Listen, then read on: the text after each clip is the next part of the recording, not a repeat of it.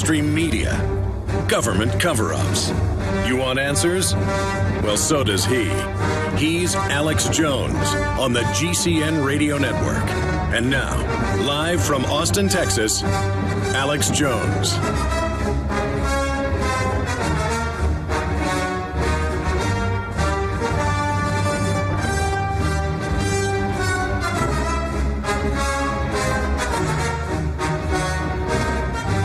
Ladies and gentlemen, it is already Tuesday, the 18th day of September, 2012, and we're going to be here for the next 3 hours, and we have Paul Joseph Watson joining us to break down all the different preparations, not just in the United States, but also in Europe, for what you would call martial law, basically.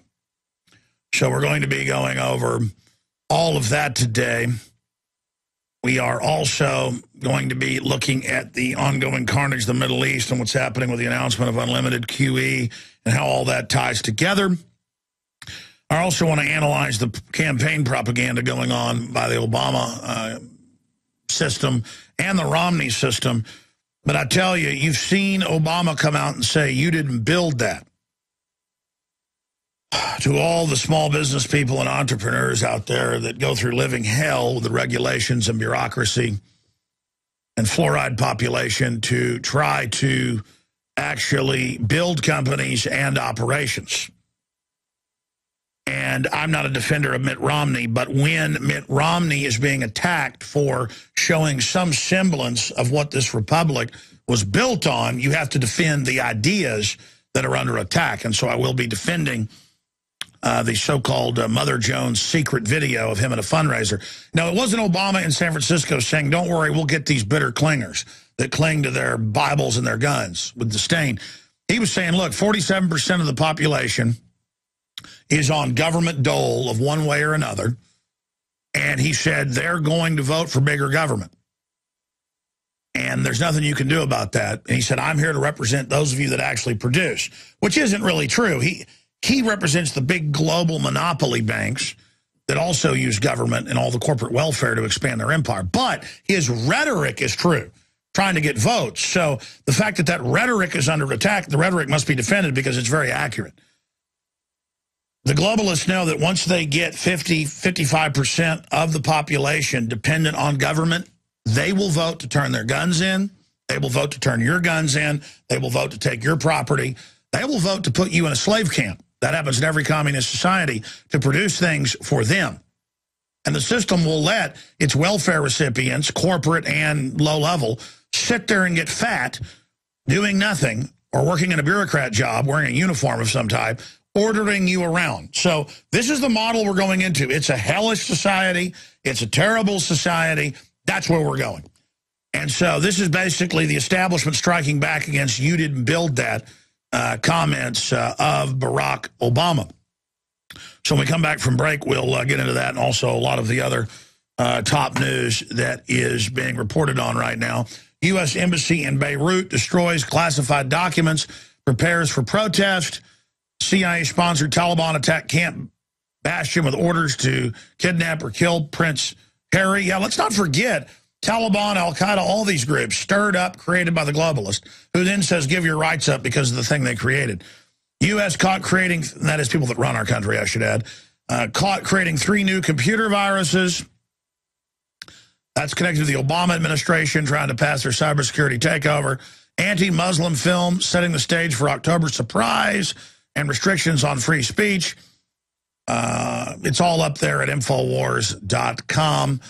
We mentioned this a few days ago, but it's in the New American Magazine now. Taxpayers to fund Hollywood Obamacare movie and Hollywood Obamacare propaganda interspersed in the news and TV. Yeah, when you turn the television on, movies, all of it's just a bunch of brainwashing.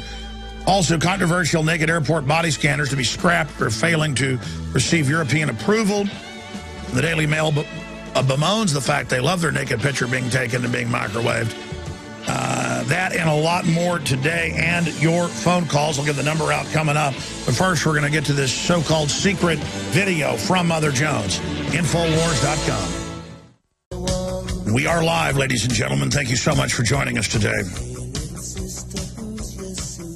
We're going to get into the giant ongoing conflagration that has been set off in the Middle East by al-Qaeda, that our criminal government publicly created in 1979 and is publicly injecting into every major country in the Middle East with their little henchmen, the Saudi Arabians. All of that is going on and taking place. This is the political distraction for the banking takeover that is unfolding. We're going to be going over what's happening in the economy today, and Paul Joseph Watson will join us in the next hour, Infowars.com, PrisonPlanet.com reporter, and, of course, one of the anchors for Infowars Nightly News, looking at domestic preparations for collapse. You see, we've had threats of Iranian war before. We've had threats of hyperinflation before. We've had all these threats before as the world slides into this global depression that's been engineered to consolidate wealth. But now we've got all the intel of government running around, battening down the hatches, digging in, buying 1.4 billion plus rounds of ammo. Watson's got an article coming out in the next 30 minutes with even more ammo they're buying. We're going to be breaking that report. So all of this tied together really shows a perfect storm of biblical proportions, because if there is a wider Middle East war and the Russians or Chinese are brought in over deals they have with Iran and Syria, Katie bar the door. Now, again, we can move back from the precipice just like during the Cuban Missile Crisis of 1961 or other events that have taken place. But regardless, the world is in a very, very serious position right now. Now, that said, I want to get into domestic politics first here, because when you get down to it, Obama and Romney are funded by the very same mega banks, institutions, crony capitalist, monopoly men, insiders. But Romney is on the surface enough different that conservatives and libertarians are supposed to see him as the lesser of two evils. And we've had, obviously, endless discussions and debates about this fact. But Romney must be defended in one major respect, because he is the synthetic, false standard bearer for the Constitution, the Bill of Rights, the Declaration of Independence, free market, rugged individualism. That's what the Republican Party supposedly represents. And then it misrepresents it to give all of those great things a bad name. The media blames the crony insider garbage, the tens of trillions in banker bailouts. They blame that on capitalism when it was government teamed up with select corporations and banks that created the mess we're in right now out of their greed and hubris. So what I'm getting at here is that when Obama comes out and says, if you got a small business, you didn't build that. Government basically did. Social engineers created the system that allowed you to have this business, which at one level is partially true, but that's the collective wealth and work and intelligence of the society in concert, and then a limited government working as the system to direct it. And I'm not saying that's the only way we could go, but that's been the system we've had for thousands of years. Big governments destroy things and bring things into stagnation. That's well known, maxim of history. But it is the human initiative and spark and drive and energy and competitiveness that animates the socioeconomic system. It is the taste of the public that will reflect its mind into the architecture, into the art, into the literature, into the style, into the manner, into the culture of the people. So the statement by Obama, before I get into the big Mitt Romney controversy, the statement by Obama that you didn't build that We've played the clip ad nauseum. No need to replay it here. You can look it up. Watch the whole speech. He explains government organized it, government did it, and collectively we built this. Yes, but we were collectively led by the good, the bad, and the ugly. There's always different forces in society, and no one can deny that big government, out-of-control government, has been created and fostered and supported by selective big corporate interests that don't want freedom and don't want competition and who want to shut down the family itself, because any sovereignty, any allegiance not owed to the corporate Borg state gets in the way of them being able to politically rewrite us like a computer disk whenever they want. They want you mindless and doing whatever they say, a fad-driven, empty creature, a biological android. But let me just put this in simple terms, okay, and state it clearly. When Obama comes out and says you didn't build that, that is the social engineers assaulting the mind of humanity and assaulting the mind of the individual and waging war against the greatest elements of our species. Competitiveness, art, enjoying the fruits of your own labor, that is a full frontal assault on that. By the ruling class that craves, the technocratic class that craves controlling your mind, that craves controlling art, that craves dominating. Studying Eastern Germany under the communists, Russia under the communists, China under the communists, and other authoritarians, the Nazis as well, they all craved controlling art and the theater and the literature, and they would make all the famous artists come to them and beg them to allow their books to be published. They would make them change things. They would make them make films. You know, Hitler constantly made every star, especially every female star, come visit him and kiss his butt if they were going to be allowed to be in the theater. That's what government's about, is these nobody thugs, these greasy scumbags of government and the corporate interests that control them, getting together and dominating society, reveling in the domination, reveling in the control. I mean, that is such a on-fire authoritarian statement by Obama to come out and say you didn't build that, and then have all the Democrats and all the collectivists and all of these people who feel power through the system. Mid-level bureaucrats and high-level ones, I've met them, I've talked to them. They revel in the power, and they'll tell you, the state is behind me, you will be defeated, you will be absorbed, you know, we are the Borg. Resistance is futile. They are empty, pathetic people who are gang members. They're in a gang saying, we didn't build it. You know, when I paint a painting, I did build it. When my wife and I got together and had children, we did build it. She built it in her womb. When I set up InfoWars 15 years ago, I did build it. I did build it. I did put the initiative in. I did communicate. It was my drive, my impetus, reaching out with others that have like minds, interfacing together, that built what we've got here to resist the globalist. And so the statement by the collectivists that have now gotten about half the population on the dole and dependent, not to empower them, but to enslave them, they're now saying you didn't build that, because they're getting their armies ready intellectually, their bureaucrats, their controllers, to come out and take everything we've got in controlled class warfare to wipe out the ultra-riches elite, the middle class, and nouveau riche. We're now at the precipice. Now, all of that said, when we come back, we'll play the Mitt Romney clip. And again, I'm not defending Mitt Romney himself. His voting record is clear. He's a globalist.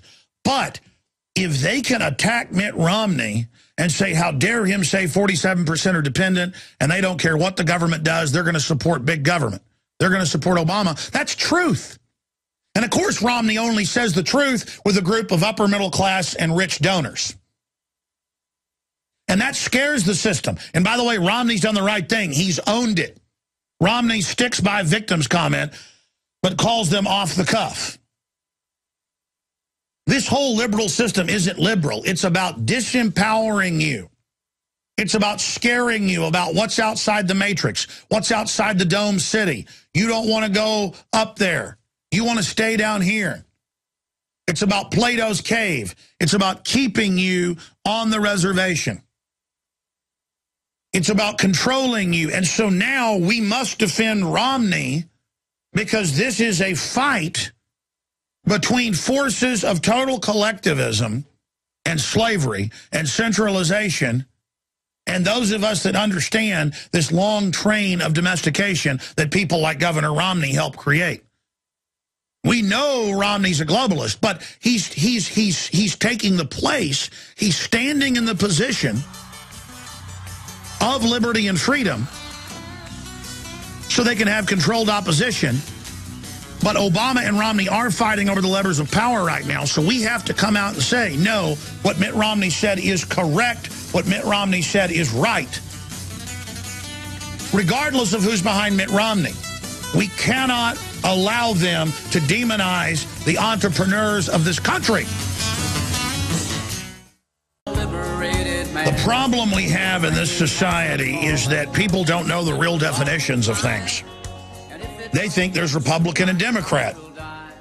And the average Republican is taught all corporations are good, all mega banks are good, Walmart is good, every big organization is as pure as a driven snow, GMO is good for you no matter if it's 5 different species mixed together with a live pesticide that the plant grows that kills bugs that eat it. But you're supposed to be okay eating it. The mainline Republicans think everything non-government's good, everything government's bad.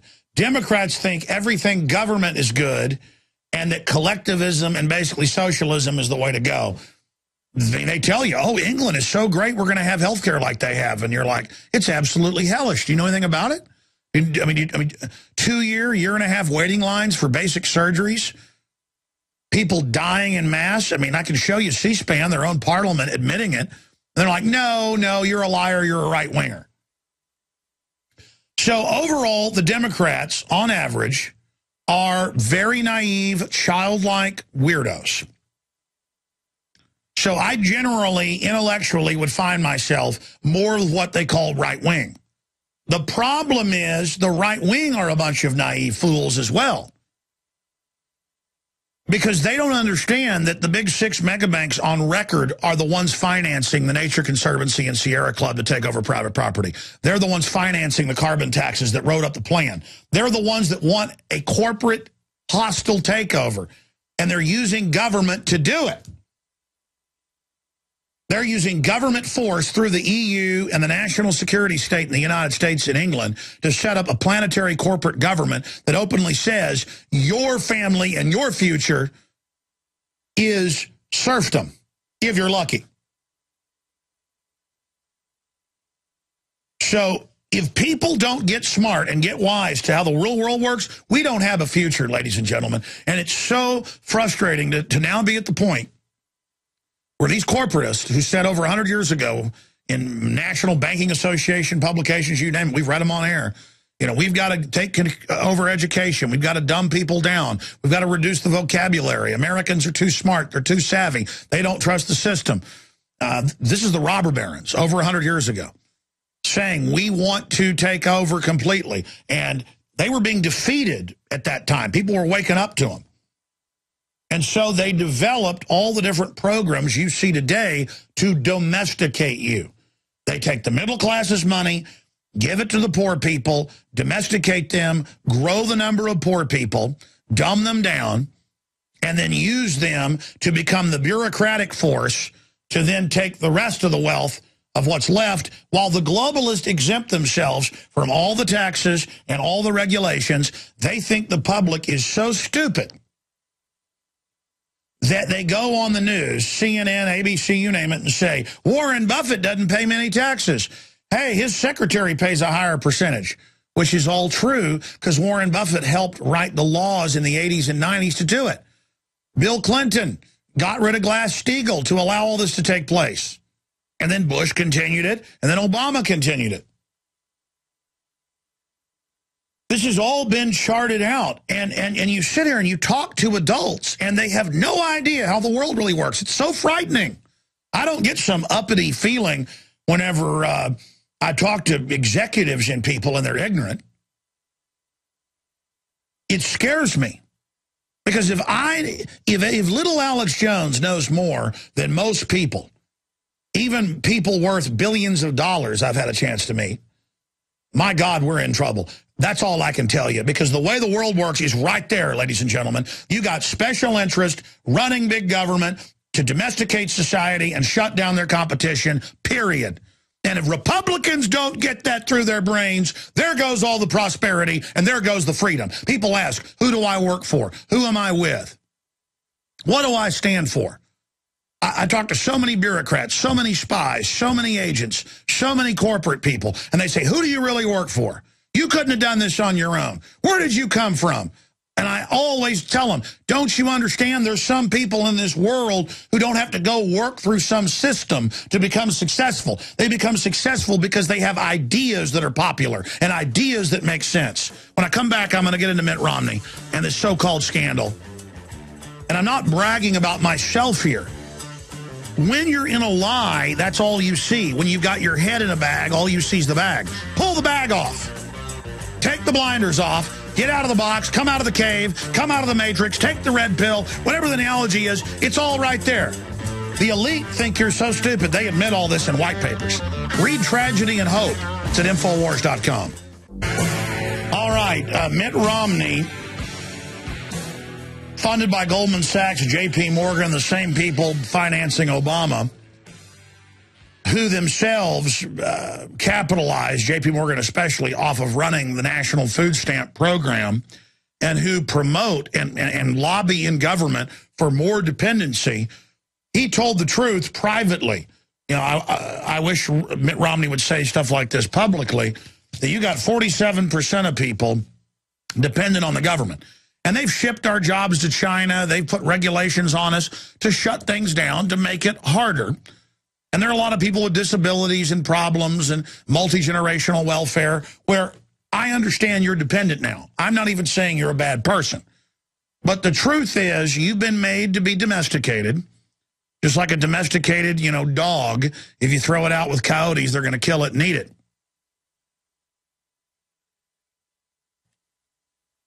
And now we are here to the point as a society where it's bad to say, hey, we don't want everybody dependent. And that's a dangerous thing. When upwards of 50% become dependent, they will vote in a democracy to take everything the other people have. That's why Benjamin Franklin said that democracy is two wolves and a sheep voting on what's for dinner. A republic is completely different. You have absolute right to life, liberty, pursuit of happiness, to your family, to your private property, to your body. And just because somebody else, if 51% vote to make you go work Sundays in work brigades, digging ditches, or serving mint juleps to the elite at their plantation, you don't have to do that. If 51% votes that you've got to join their religion, whether it be Catholicism, mainline Protestantism, Jewish religion, Islam, animism, whatever the case is, or atheism. 51% say we're an atheist country now, we're going to put you in prison. The other 49% if you don't serve us. In a republic, you have a Bill of Rights, a Constitution, that are the rules of the road that you cannot violate. Now they're saying, hey, you didn't build that.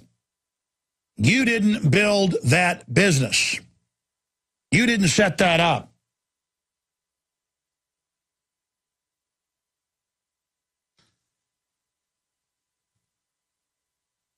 And so it's such a fundamental attack on society at every level to now they've got everybody on the defensive if you want to have your own business or keep any of your money. And we will go the way of France, where they've got over 85% taxes on the population, totally controlled, a giant government, bureaucrats everywhere looking into every facet of your life, But the ultra-rich are basically exempt from all their own laws. Just like General Electric and Google pay zero most years, some years 2, 3, 4% taxes.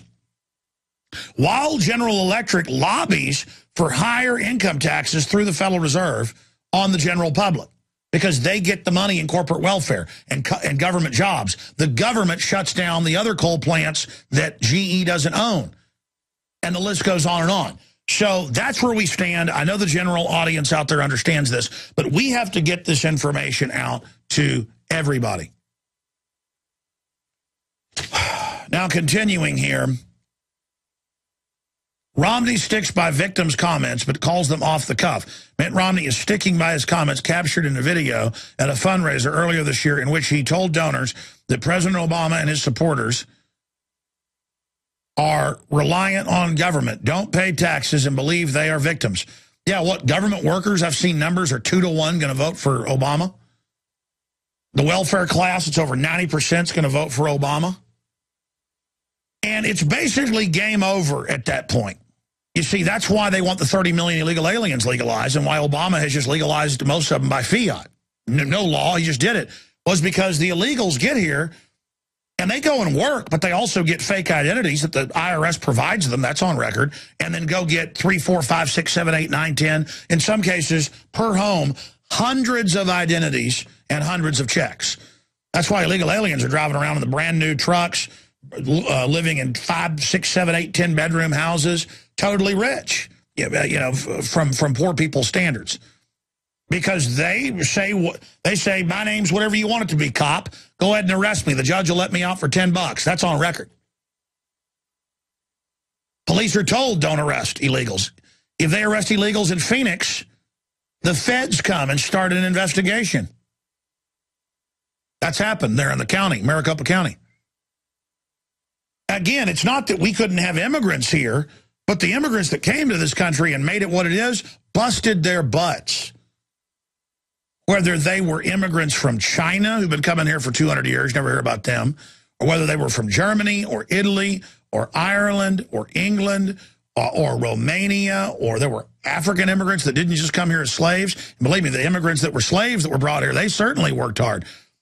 That's what built this country, not 100+ million people on out-and-out welfare and food stamps. You count welfare and food stamps, it's over 100 million. You count everybody who is dependent on government one way or another, it's over 200 million. Basically, that's why it's game over. You got 150+ million who are dependent one way or the other, but over 200 million that are somewhat dependent. Romney's right. 47% plus are totally 100% dependent. You can look at the numbers different ways, but some numbers are over 50%. But over 200 million, over 2/3, are somewhat dependent. But right at half are totally dependent. And it's come out with the IRS whistleblowers. It's all come out that right here in Austin, they issue millions of fake tax ID numbers that the banks just accept if you're an illegal alien. It's totally discriminatory. You walk in Bank of America, Wells Fargo, anywhere, you're an illegal alien, you get whatever you want. But you're a citizen, they treat you like crap and charge you to even have your money in their bank. Oh, yeah, I can't find banks out there that don't charge me, to even business accounts that don't charge you, because the money's crud. The banks have got all of our money they want, unlimited. They just use money as a way to manipulate society. They have unlimited. And they have pretty much gotten their major beachhead in of dumbing the population down and getting 47% on the dole. And you've got even mainline Republicans coming out against Romney because now it's time, with him playing the part, I'm not saying even consciously, for him to be the titular head, the punching bag, to say, hey, you don't say it's wrong to have 47% totally dependent. And it's game over. They will vote to take our guns. They will vote to take your children. They will vote, as Rahm Emanuel, as the White House Chief of Staff said on C-SPAN, we're going to put you in forced work brigades. High school is going to become work brigades. They said we're going to make you do national service in the new National Corps domestically. a group just as big and just as strong as the military. I mean, it's a total conversion to like some type of Soviet model with a bunch of offshore banks running it and sucking all the money and profit out. All over Texas where I live, but it's nationwide, every town is falling to Agenda 21 right now. They're rolling in with HUD money and UN money, and they're just signing the cities over to the UN. Elgin, you name it. We've sent Aaron Dykes to towns all around Austin. Austin's already fallen to them. They take anybody's property they want. They selectively take your property if you have a certified tree on it, you know, a tree bigger than, 16 inches. They're not letting you have wells. They're trying to put meters on everything. They're just taking over. They're the mafia. The colleges are turning out all the environmental assessment people. They've got a career. They're going to go defend the career they paid $150,000 for. And their career is running our lives. You know, I'm going to take my son bird hunting, and I went and got the stupid license and scanned my driver's license and everything. He wants to go hunting. It's a you know, a right that you know, young people have an instinct for. He's been hunting before. We're going out to our old East Texas ranch we've had since 1830. And I just know, no matter how deep in the woods I get, when I come out, there's going to be game wardens. And it doesn't matter how many times they come harass us, how many times I've talked to them, they're going to sit there, even if I'm not hunting, camping, got a fire, cooking food in a cookhouse, door opens, here comes 10 of them. And they don't look like the game wardens of 20 years ago. They don't act like it. They're in your face. You are seen as a lamb chop, and they're a wolf. And it's just not a free country. It's not a free country. It's a joke, okay? And I love this country. We're not going to get it back unless we admit we become an authoritarian joke. Did you hear Max Kaiser yesterday? And it's true. We showed the news articles here on air. Corrections Corporations of America and others, there's 3 big companies, a few dozen smaller ones, are lobbying state legislatures to throw nonviolent offenders away, but release violent offenders. They're building new prisons everywhere. They've got a guarantee to keep them at 90% occupancy. And they've got factories built onto them. Repairing electronics, doing customer service. It's not just furniture and license plates. And it's what's shutting all the towns down around them. You think Walmart shuts your businesses down? What about a prison? Remember Tulia, Texas? I interviewed the award-winning journalist from Texas Monthly who broke it all down. He went and infiltrated it, you know, talked to all people involved, and it came out that they built a prison in West Texas, and they just rounded up all the poor people, planted drugs on them, because the local town fathers actually had the contract for the prison and the hotel for visitors to the prison. So they just started arresting all the poor people in the town and putting hundreds of them in there. Tulia, Texas, you can look it up. And then even pulling over families that drove through the town and throwing drugs in their car to put them in jail. I mean, that's all this is the government are a bunch of spiders that run out and grab us and drag us off in the dark, and I, for one, am done with it. And we've got a bunch of dependent, snot-nosed scum that serve these foreign banks at every level, from the welfare to the corporate welfare to the defense contractors to the police to the bureaucrats to all of you, who see us as the enemy.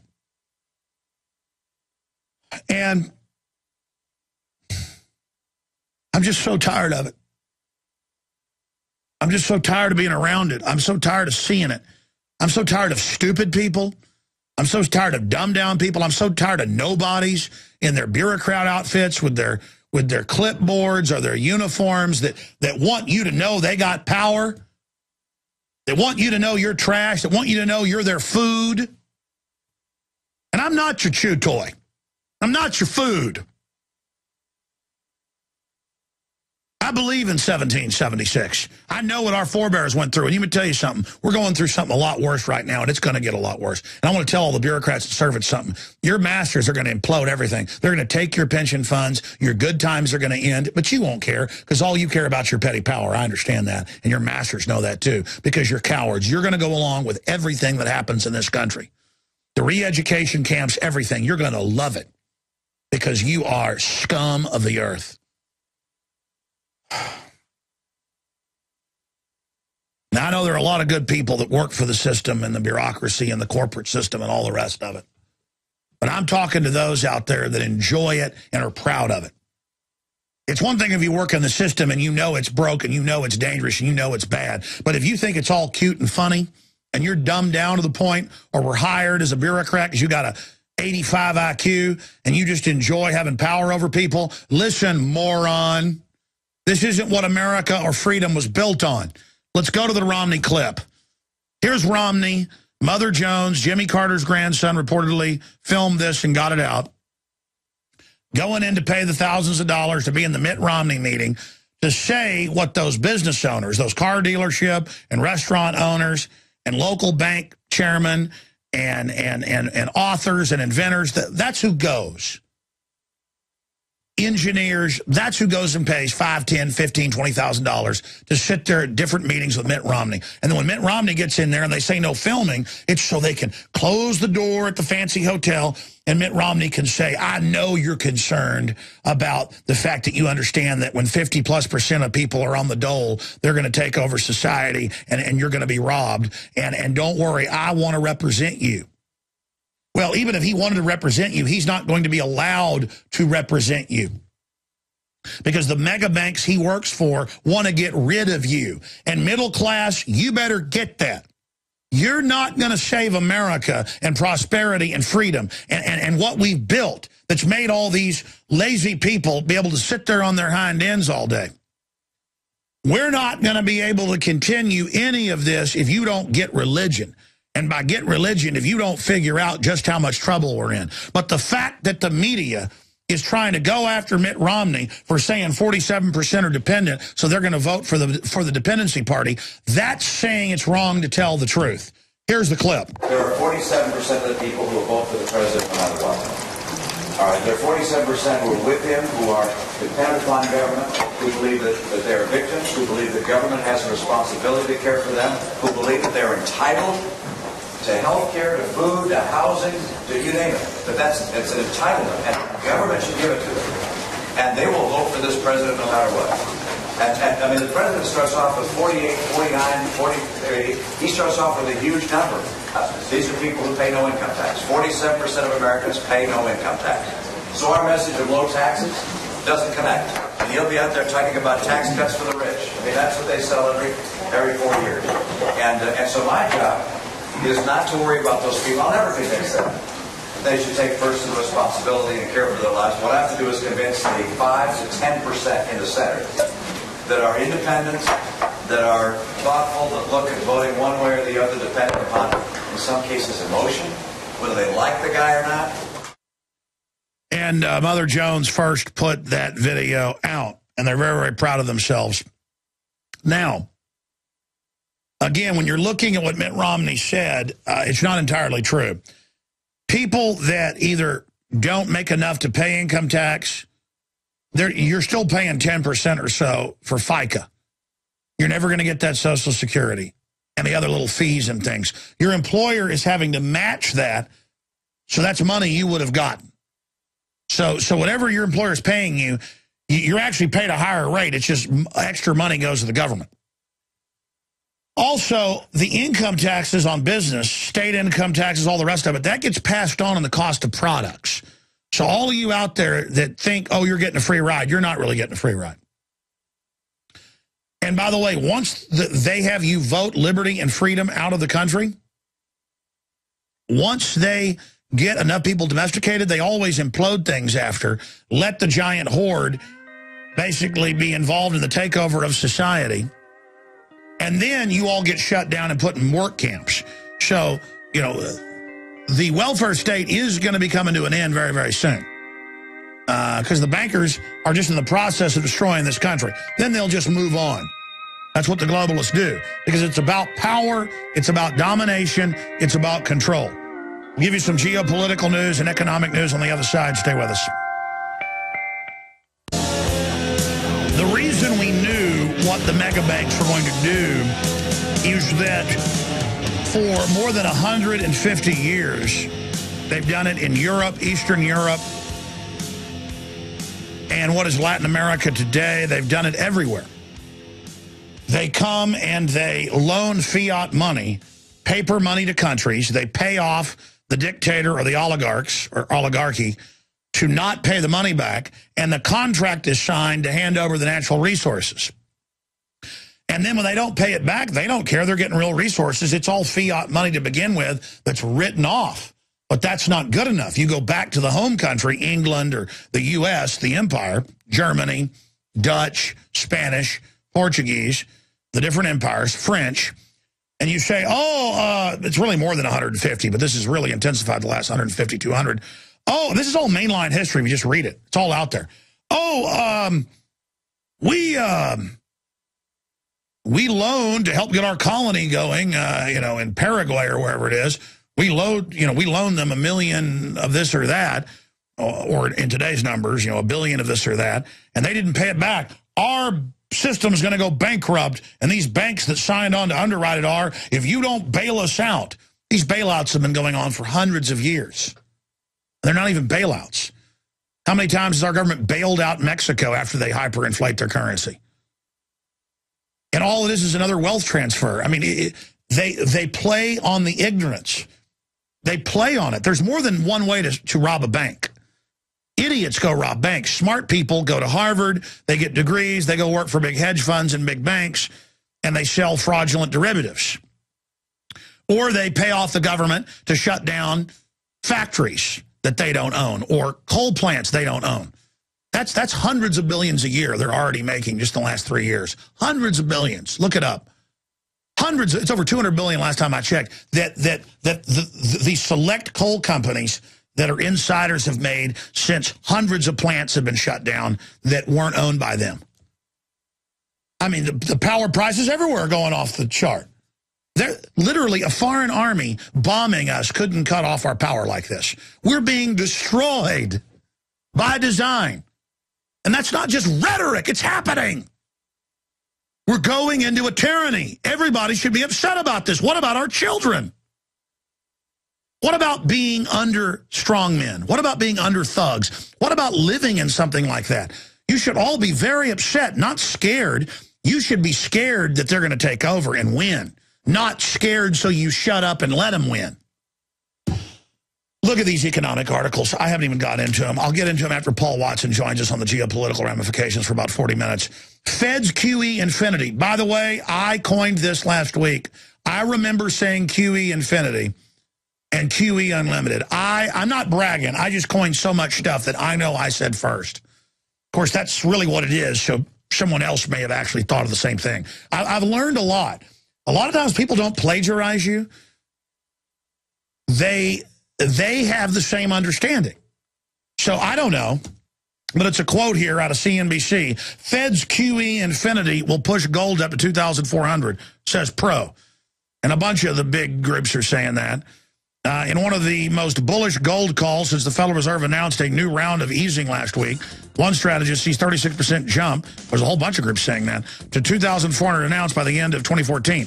The new target reflects our view that the Fed will maintain mortgage purchases until the end of 2014 and will move to buy treasuries following the end of Operation Twist this coming December, wrote Francisco Blanche, a global investment strategist with the Bank of America Merrill Lynch, in a note to clients Tuesday. We'll be right back. Stay with us. Second hour. 1 minute away. All right, we are blasting out on the AM and FM dial. And, of course, global shortwave and satellite XM 166. We are simulcasting at prisonplanet.tv right now, the video. Up on screen, CNBC dollar index headed for rapid collapse chart show. Yeah, that's not their opinion. That's the chart. And look at that chart. And that's what happens. They haven't done quantitative easing. That is giving themselves tens of trillions in about a year, as you can see there on the chart. So the dollar was going down over the last couple of years. Now they're starting it again. It's going back down. It's seesawing.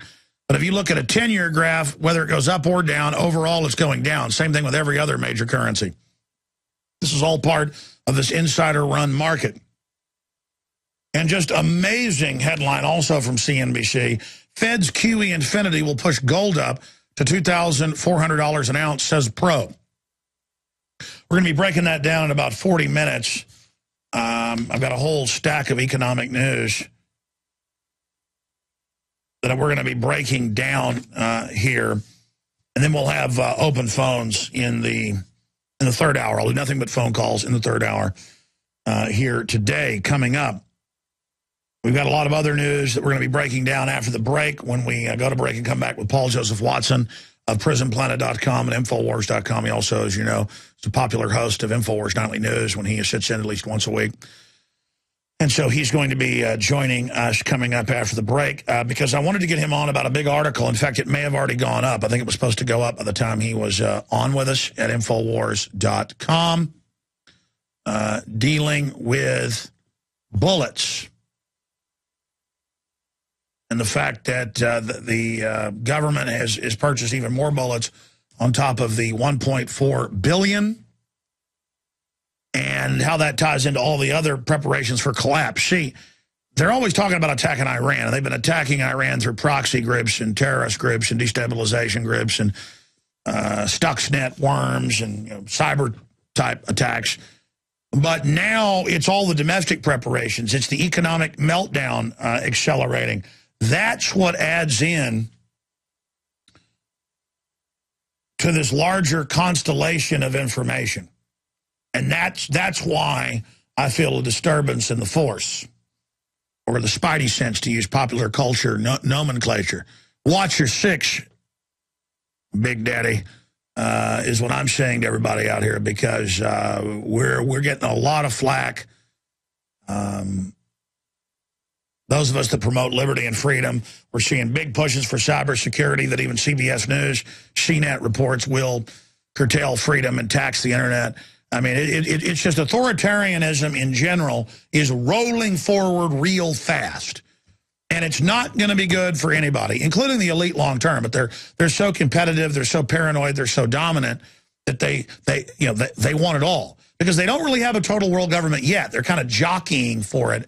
And as the world government gets built, there's different factions that never tear down the world government because they all see themselves at the top of the pyramid. As the pyramid's being built by us, the slaves, as we're building our own prison, the controllers, the engineers, the architects, who are building different parts of it, and it's not perfectly built either. It's been built over time by corruption and greed and deception and think tanks and the science of control. As they prepare to complete it, they're now fighting more than ever over who's going to get to be at the top perch. Like a bunch of cockatoos in a tree quacking, squeaking and squawking and crowing and yelling. You watch all those Republicans in that Mother Jones video all around Romney, just, oh, the power, the power. They could only climb the ladder higher. That would fulfill them. You will be fulfilled the moment you decide to stand with humanity, and not a second before that. You will never be fulfilled serving status. Ladies and gentlemen, coming up in about 40 minutes, I'm going to break down CNBC. Fed's QE infinity, that's a term I coined, will push gold up to $2,400 an ounce, says top pro and investment strategist at Bank of America Merrill Lynch. And, of course, you saw months ago George Soros and a lot of the other top guys doubling their gold in a single day in Soros's case. We're going to be looking at all of that coming up. Also, FedEx is reporting that they're seeing the economy really fold. Their business is imploding. Again, this has been engineered, but they want to continue to basically con everybody so that they feel like and think that, oh, things will get better. No, it's designed to consolidate. Dollar index headed for rapid collapse. The chart, CNBC. Poll, are Americans too dependent on government? We're going to be going over some of that. Again, FedEx says economy is worsening. Cuts outlook. That is just some of what we're going to be going over. Here is the poll out of Gallup that actually proves what Mitt Romney is being attacked for saying. And again, folks know that I'm not some big fan of Mitt Romney, but when he stands up for basic issues of truth, we have to defend him. Because if we just let his personality that's unpopular with some, be tied to free market, liberty, private property, the American system, then it's game over. But here's the Gallup poll. Majority in the U.S. still say government doing too much. Okay, so people agree with that, but we have 60+% of Democrats saying they want it to do more. We'll be going over some of those numbers again in the second or third of this second hour here today. We're going to be breaking all of that down. I mean, all Mitt Romney said, we played the clip last hour. This is the big news today. Not that Obama and his controllers put al-Qaeda in control of Libya and Syria and turned it over control of Egypt to al-Qaeda light, and then now want us to give our rights up and our guns up because of the al-Qaeda threat that they have basically put in charge. No. The big issue is Mitt Romney. Mitt Romney said, hey, they're trying to get the public dependent so that they'll vote for big government. Oh, really? That's what a Democratic strategists have said for 80 years. I mean, that's not debatable. They want us dependent. And so do the Republicans. They go along with all this. Look at Bush and his no-child, left behind federalization of education, his prescription drug program, a giveaway to the big insurance companies and big pharma. Look at Romney writing the health care plan that Obama adopted because the insurance companies told him what to put together, which forces us to buy their products. So he wants to get elected claiming he's going to battle this collectivist takeover. My point is that it shows how far we've gone that he's being attacked for pointing out what's true. But notice Mitt Romney said this in private to big donors. He isn't saying that on the campaign trail. He would win hands down if he went out and talked like that right now. He would win hands down. And if he would go out and publicly speak and pledge to do that, well, then maybe we'd have a snowball's chance in hell. But I'm being sarcastic, ladies and gentlemen. It's a snowball's chance in hell that he would ever actually even do any of this. The point is, though, that you're then forced to defend him because now it's un-American to not want half the public dependent on government. And again, once they pass that magic number of over 50%, and they tell us we're a democracy, 51% can take everything the rest of us have. That's why in a republic, you can't do that. If the town votes 51% to take your farm with no compensation, they can't do it because that's robbery, because you have private property rights. But we don't anymore under this global system. And it isn't a bunch of welfare moms organizing this takeover. It's mega banks who are exempt from the collectivism they push on us. It's a corporate takeover we're facing against all the good corporations and private businesses and families and companies and institutions that want a level playing field and really want to compete and kick butt. Ladies and gentlemen, all over the country, we are put on AM and FM stations and end up defeating whoever we're up against. It's happened in just the last year, 5 cities with instant ratings, the people meters, the computers. Instead of it being an Arbitron, which is owned by the Dutch, same group that controls Nielsen has been proven to be a fraud. Well, now they have these meters that have been really proving more accurate. They've got different companies doing it, but the point is, we will destroy Rush Limbaugh. They'll put us on a station, say Orlando, 810 there, and they put us on the weekend, got really popular. So they put us on at night, gets really popular. They put us on for 1 year, a little over a year, in the day, 12 noon to 3 p.m. Eastern, Rush Limbaugh slot. I never got that slot to go up against Rush Limbaugh. That's where Genesis put me. I thought 9 to midnight was the better slot, but they said, this is the slot we want you in. Then later they wanted me to do the nighttime slot, too, and I did that for a while. And I've been offered all sorts of syndication things if I would do the nighttime 9 to midnight. I just can't do 2 shows a day, but the point is, maybe I should. I'm going to go to Paul Watson. The point is that we beat him. I mean, I'm talking about in just 6 months, they went from number 6 or number 7, depending on the demographic, to number 1. But it didn't matter because the local, the big establishment sponsors didn't come through, and so they went back to a music format because that's what the elderly wanted in the area. Number 1 in Orlando, and it just switched formats. Went there, spoke to 1,200 people. They turned away probably 500. I can go anywhere and speak to thousands. much bigger than Glenn Beck when it comes to actual crowds of people. Right now I can do that. But see, we're real. In this world, it isn't just about getting the top ratings. It isn't about winning the race.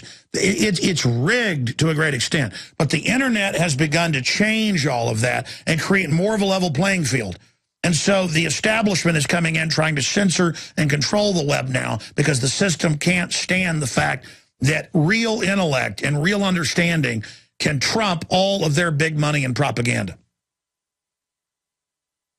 Just an example. The show's exploding. We're getting new affiliates every week. It's just that you still always lose some by attrition as they sell or change formats. All right, we're going to cover that more at the end of the hour. Let's go right now to Paul Joseph Watson joining us. You can watch him if you're a prisonplanet.tv subscriber. You can watch the Daily Radio Show with all of our guests. It adds a whole other element. And your membership, $5.95 a month, I should also add, funds what we're doing here at prisonplanet.tv. You also get the nightly news. And get to see folks like Watson here and see the documents and video clips, and it adds a whole nother dimension and then some to what we're doing. So be sure and check out prisonplanet.tv. I want to thank all those members. Okay, Paul, I want to get into the whole geopolitical realm, what you've been researching, your take on the buildup for war, Al-Qaeda attacking embassies that our own government put in, what you think the grand stratagem is from your research. But first, after you're on today, the article will come out dealing with more bullet purchases and the whole domestic buildup. See, it's the police state buildup coupled with everything else that tells us we're in a very dangerous time. Give us your take on that, Paul Joseph Watson. Hi, Alex. Good to be back. Yeah, basically, as many of the listeners will know, over the past 6 months, mainly the Department of Homeland Security, but also other federal agencies, have basically purchased bullets, rounds of ammunition in huge numbers. Before this recent purchase, which I'll talk about, they were up to 1.2 billion rounds of ammo purchased just in the last 6 months alone. And that's only the Department of Homeland Security. So now we've got a new story coming out shortly where the DHS has purchased a further 200 million rounds of ammunition. And an interesting detail of this story is the fact that a portion of it is blank ammunition, and in it they state that it's going to be used to train new snipers. That's why they're using blank ammunition, because they want to train them up for target practice. So whoa. They've been blacking out a lot of these documents. This is on the federal purchase sites. Well, the headline should be Homeland Security Training Army of Snipers. The fact that they're getting, counting last year, that's over 1.6 billion now that they're purchasing an additional 200 mil. This year alone, in 8 months or 9 months, you're talking, this is just staggering, 1.2 bill. And you're saying they're purchasing ammo for snipers now. My God, Watson. Well, yeah, it's blank ammunition for sniper training. So that's what they say it's for. But yeah, as you said, they started to black out some of the numbers in some of the ammunition purchases on the Fed BizOps website, which anyone can go on and see what the federal government's buying. And then, of course, we had, well, people asked the DHS, why are you buying all these bullets? They refused to answer why. So then the Social Security Administration purchased, I believe it was 174,000 rounds of ammunition. And then the Associated Press and numerous other establishment media outlets came out and basically did a whitewash and said, this is, the Social Security Administration has armed officers that go out and perform these duties. It's a relatively small amount of bullets for the whole country. Why is everybody getting in such a froth about it? There go the paranoid conspiracy theorists again. But in that article, in that Associated Press article, they failed completely to mention that simultaneously the DHS was purchasing, as he said, now up to 1.4 billion rounds of ammo. So they completely ignored that in order to pass it off as a wild paranoid conspiracy theory. Well, that's going to be coming up, by the middle of the next hour?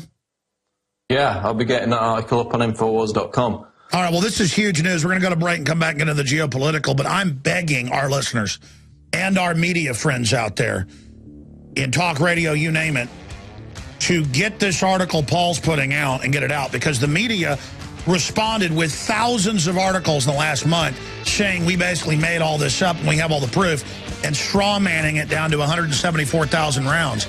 We need to force this story back out and say, no, now it's sniper rounds. This is incredible. My friends, we are in the throes of a designed global meltdown, out of which chaos will erupt. Then the establishment will use that chaos as a pretext to bring in order. And let me tell you, it's creepy to have 500 news articles in one day. Over that, really. You can go to Google and see when it happened.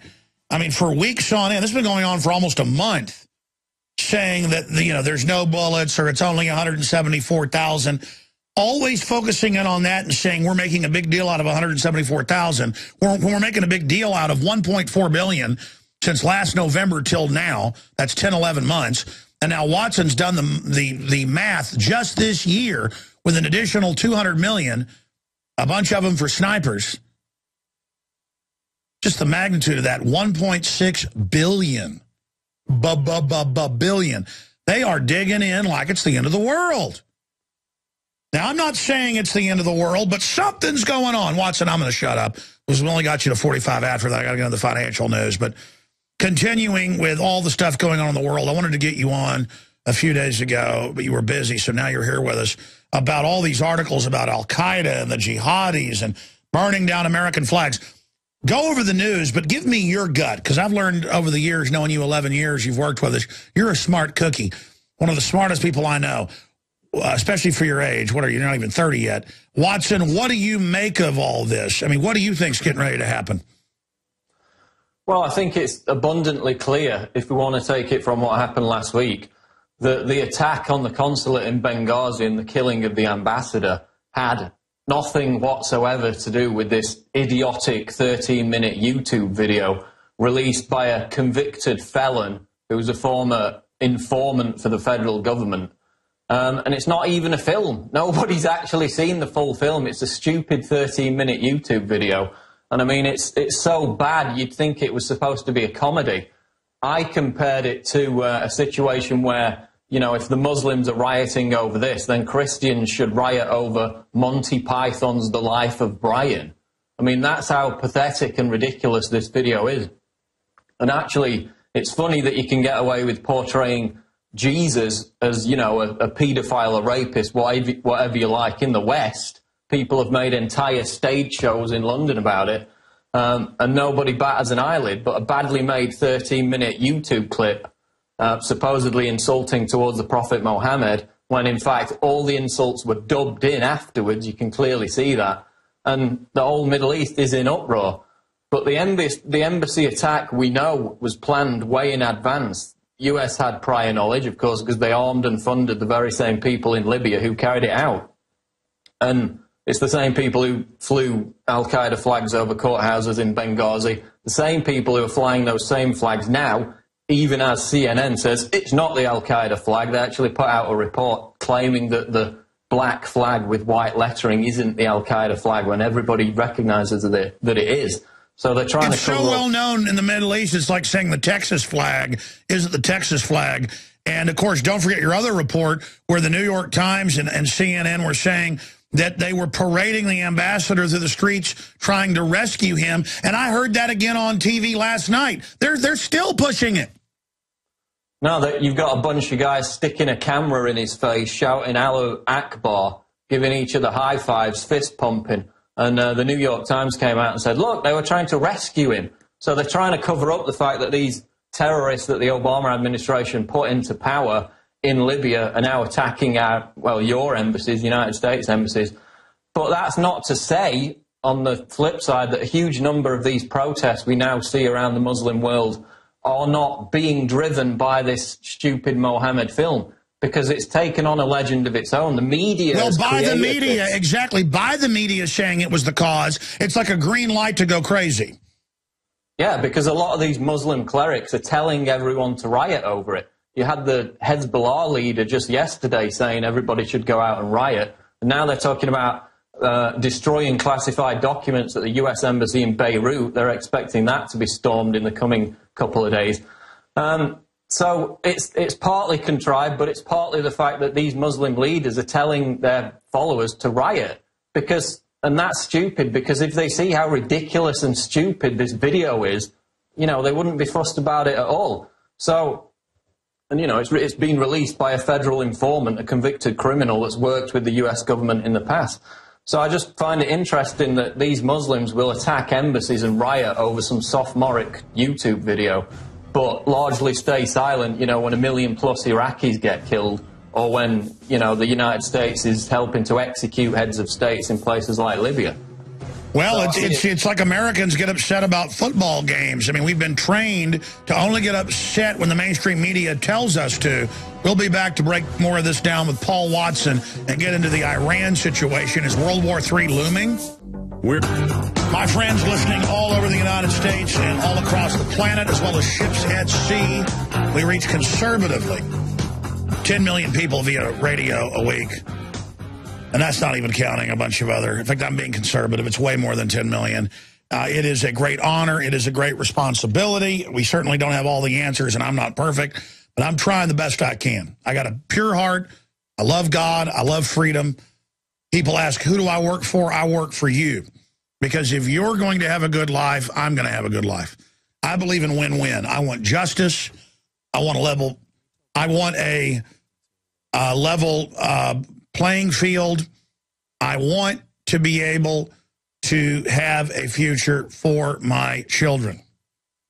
It is just that simple. And when people lose track of that in a civilization, or when people just say, oh, that's the way it's always been, just let things be corrupt. When you give in to corruption, it's over. That said, we are so busy knocking it out of the park every day with just incredible interviews and reports and information and analysis that we don't tend to hype the real magnitude of what we're about to present. In the last 2 weeks, we've been doing a big Agenda 21 investigation that's involved 3 of my reporters and myself, or actually 4 of my reporters and myself. And tomorrow night on the nightly news, we're going to air the findings of that. That includes the police being called on us, you name it. It's pretty wild. And the police showing up. But that's a side issue compared to the University of Texas interview that we were going to get last Friday with a professor, but we couldn't get it because the campus was evacuated with the bomb threat. They got the interview yesterday, and it is sensational. We got it with the professor that teaches sustainable development, Agenda 21 at UT, the professor. And, I mean, the nuclear family is bad. Well, it's in his words. And I'm trying to figure out with Aaron, who went up to all these local towns to show them taking over. It's a takeover. I'm trying to figure out how to combine Melissa Melton's piece with this. It'll be on the nightly news tomorrow. And then it'll be on the radio Thursday. Thursday is going to be an original show, but it's going to be compilations of these new reports because I've got so many reports, I can't even put them all in the nightly news. And then the nightly news reaches millions every week, but each report maybe only 200, 300,000 people total. So more and more you're going to hear some of these reports here on the radio. But, I mean, I got a laundry list of new reports that we're going to be airing Thursday here. Tomorrow night, I'm going to record the intros to all these, so it'll be a special report Thursday. All right, let me go to Paul Watson, back to Paul Watson. Paul, you know, we saw churches blown up and burned, synagogues blown up and burned by al-Qaeda, put in via NATO out of Turkey and Jordan.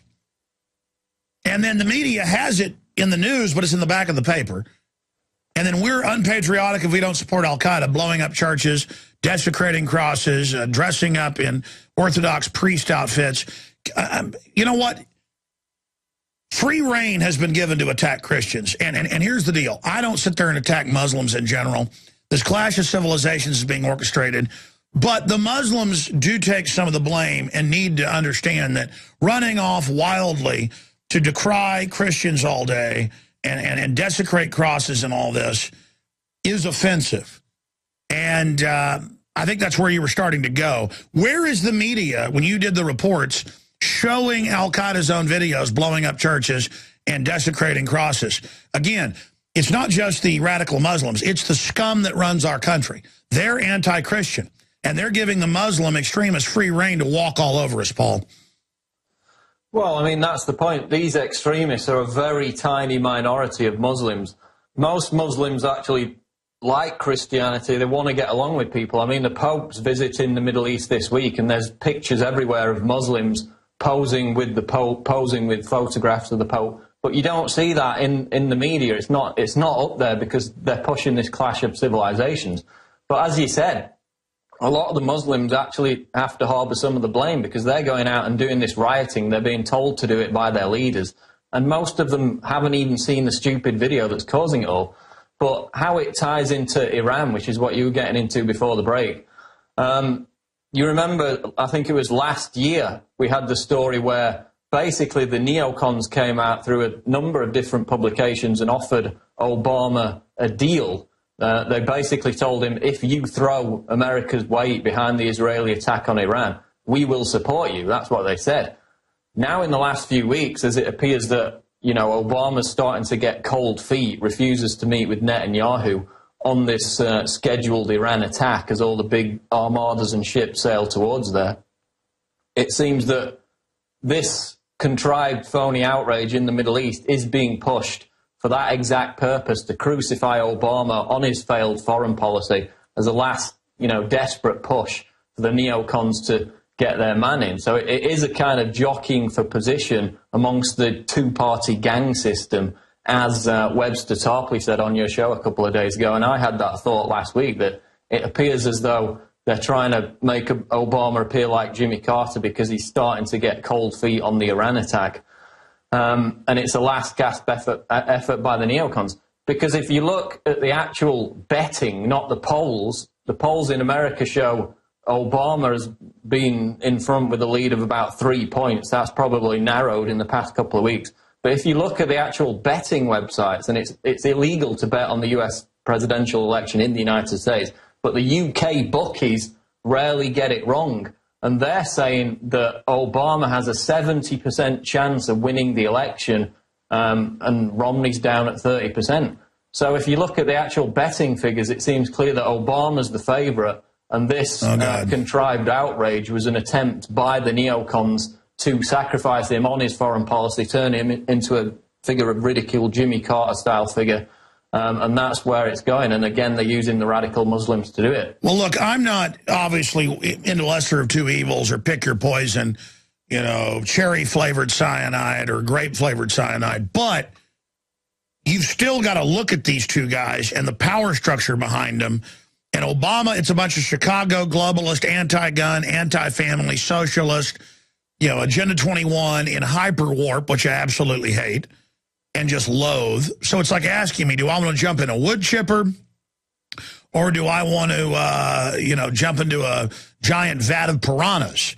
And either one looks equally horrible. And then you've got Romney over there, who at least has some good rhetoric on issues, but we know is bad news. And he's got the neocons all behind him, who are absolutely torture, secret arrest, warrantless spying, wars, false flags. And then, you know, there's electronic voting fraud. I mean, Romney just a week or two ago was starting to beat Obama in polls. Now, because the media running these faux pas hoaxes, you know, he's fallen behind. And at a cynical level, for talk radio, gun sales, what, you know, we do, if I was just a business guy, I'd say, oh, I want Obama back in. But I'm morally, because people will go to sleep once Romney gets in. But then I kind of fantasize and think, oh, maybe Romney isn't too bad. Maybe he'll get in and be better. So I think, oh, I want Romney. Overall, I want Romney at a subconscious level, if I consciously think about it, Paul, because, you know, there's this idea of Bush was bad, maybe Obama will be better. Even though I knew Obama was going to be horrible and I didn't support him over McCain, I still hoped maybe, you know, he would end the wars and not torture everybody. But then he expanded us, as Chris Hedges said.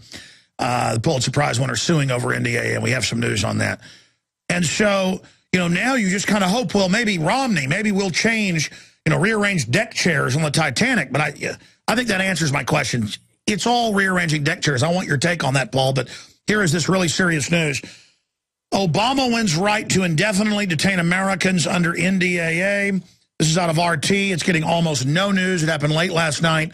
A lone appeals judge bowed down to the Obama administration late Monday and reauthorize the White House's ability to definitely detain American citizens without charge or due process. But notice this is nowhere in the, quote, liberal press because they don't want to point out he's not a liberal. Last week, a federal judge ruled the temporary injunction on Section 1021 of the National Defense Authorization Act for fiscal year 2012 must be made permanent, essentially barring the White House from ever enforcing a clause in the NDAA that can let them put any U.S. citizens behind bars indefinitely over mere allegations of terrorist associations. On Monday, the U.S. Justice Department asked for an emergency stay on the order, and hours later, the U.S. Court of Appeals for the Second Circuit Court of Richmond, Raymond Lawyer, agreed to intervene and place a hold. But it's only a hold. But that's still terrible, terrible news. I mean, this is so clearly absolute, pure, take him away to the dungeon, imperious tyranny. I mean, this is the criminals confessing to their criminal intent, to their tyranny, Paul. Well, it's amazing, isn't it, that Obama signed this into law on New Year's Eve while everyone was out partying drunk. He put in a meaningless signing statement saying, I'm not going to use this against American citizens. He then repeated that about a week ago in that interview with Ben Swan. He said, we're never going to use it against Americans. And now they appealed. It got struck down by a federal judge in New York that you can't indefinitely detain American citizens. The Obama administration, within hours, immediately appealed it. And now, as you just said, they've got it overturned again. So it's all about hiding behind this smoke and mirrors of trendy, feel-good liberalness.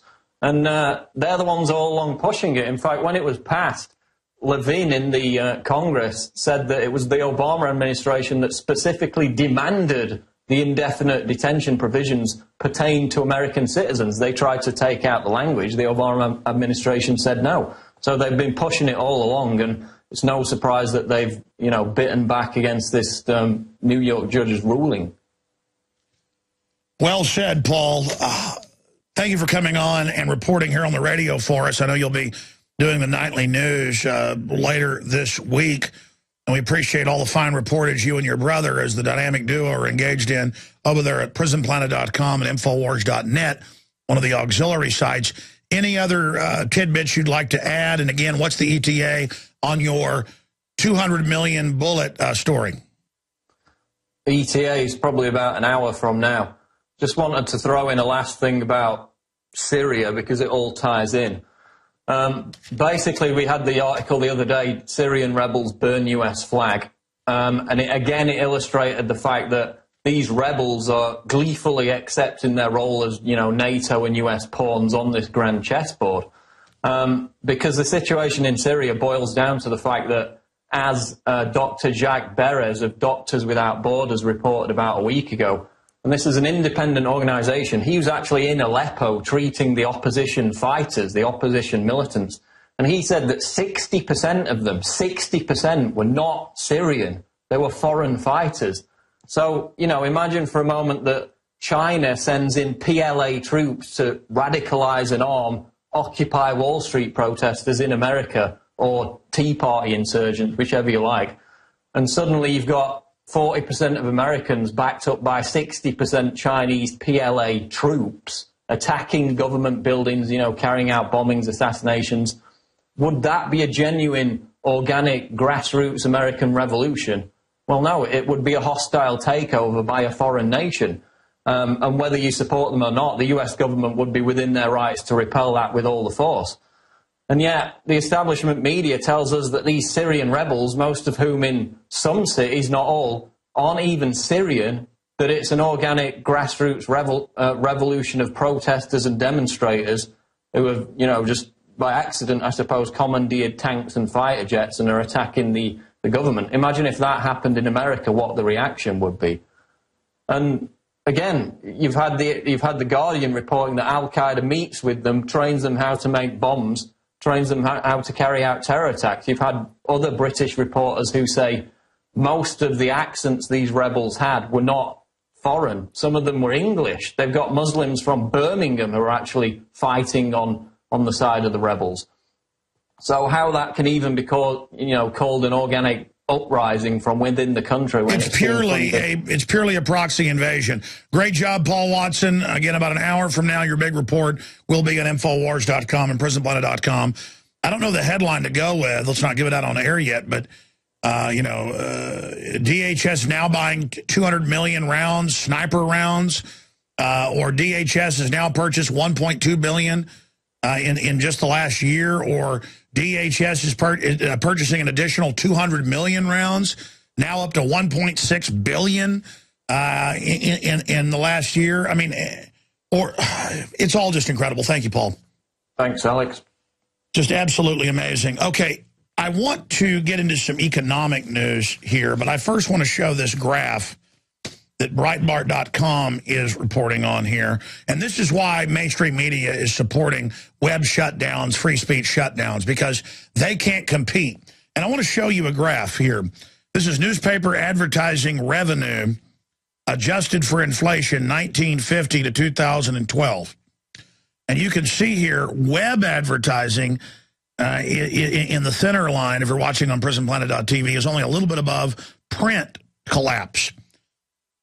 There is a close to total collapse of newspaper revenue, both online and in print. Though in alternative media, even though we're in a depression, advertising revenue is up. And why is that? It's because no one trusts you or no one believes you. And that's unfortunate, because most news in the newspaper is pretty accurate. There was this much rain today. We need local newspapers. We need local boots on the ground. We need the professionalism of the old journalistic system. But I mean old 100 years ago, 50 years ago. What we have today, politically, what's giving the rest of news a bad name is the politicos at the press club, at the press briefings that regurgitate what they're told and that repeat what they're told. That's what's destroying it. So it's not just the economy that's causing this. Okay, let's continue here.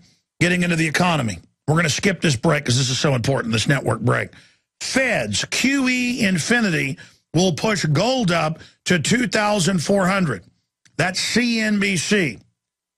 And they're saying that the quantitative infinity, they believe in the next year, will raise the price of gold to $2,400.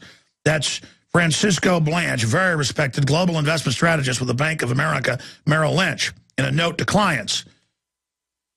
Now, again, given the new open-ended nature of QE3, the upward pressure on gold prices should continue until employment is strong enough to require a change in policy, which isn't happening. Let's shift gears here. Now to other economic news that's here in my stacks. I have the report here. This is also out of CNBC. Dollar index headed for rapid collapse. Here's the chart, and it shows the dollar plunging massively in just the last few weeks. You can see that there on the chart. Dollar index headed for rapid collapse. Quantitative easing is really another word for currency wars. A weak U.S. currency puts continued pressure on the Japanese yen, the Chinese yuan, the South Korean won, the Australian dollar, and other currencies. Cheap money also fuels speculation. This money quickly drifts into commodity markets, absolutely driving up prices even more. So this is economic warfare, not just against foreign governments, but against the people of every country, including ours. And that's CNBC saying what Webster Tarpley said on the show yesterday and what Max Kaiser said. This is global bankers waging war on everyone. It's full spectrum war. They go fund the al-Qaeda in Libya and Syria, but not just there in Afghanistan and Iraq. Because if you want to be there to have a war, I was talking to some military guys just yesterday. They were saying, yeah, you're absolutely right. When we went into Baghdad, we were ordered to drive right past the armament depots so resistance could get it, so we'd have an excuse to stay there for no bid contracts. Yeah, the globalists go start wars and create these groups so they have an excuse to go in. They run both sides. This has gone on for hundreds of years, but now it's scientifically done. That's why they caught British, Israeli, and U.S. mercenaries, including British special forces, not just mercenaries. That was London Guardian, dressed up as Sunnis killing Shiites and shooting at U.S. troops, because you've got to have a war to have $15 million blue tarps that really cost $100. It's criminal looting. These wars are like a bank robber going and setting fire to the local church so that the police are all at the church fire while they rob the bank. They go create the Al-Qaeda so they can go in and take over these countries, and then they think you're so stupid they move the Al-Qaeda to the next country. Then they use the Al-Qaeda to kill the ambassador. I mean, they think you're so stupid. Continuing here, FedEx says economy is worsening, cuts outlook. Well, again, people ask, well, Alex, why'd you buy gold at $260 an ounce? Why'd I do it?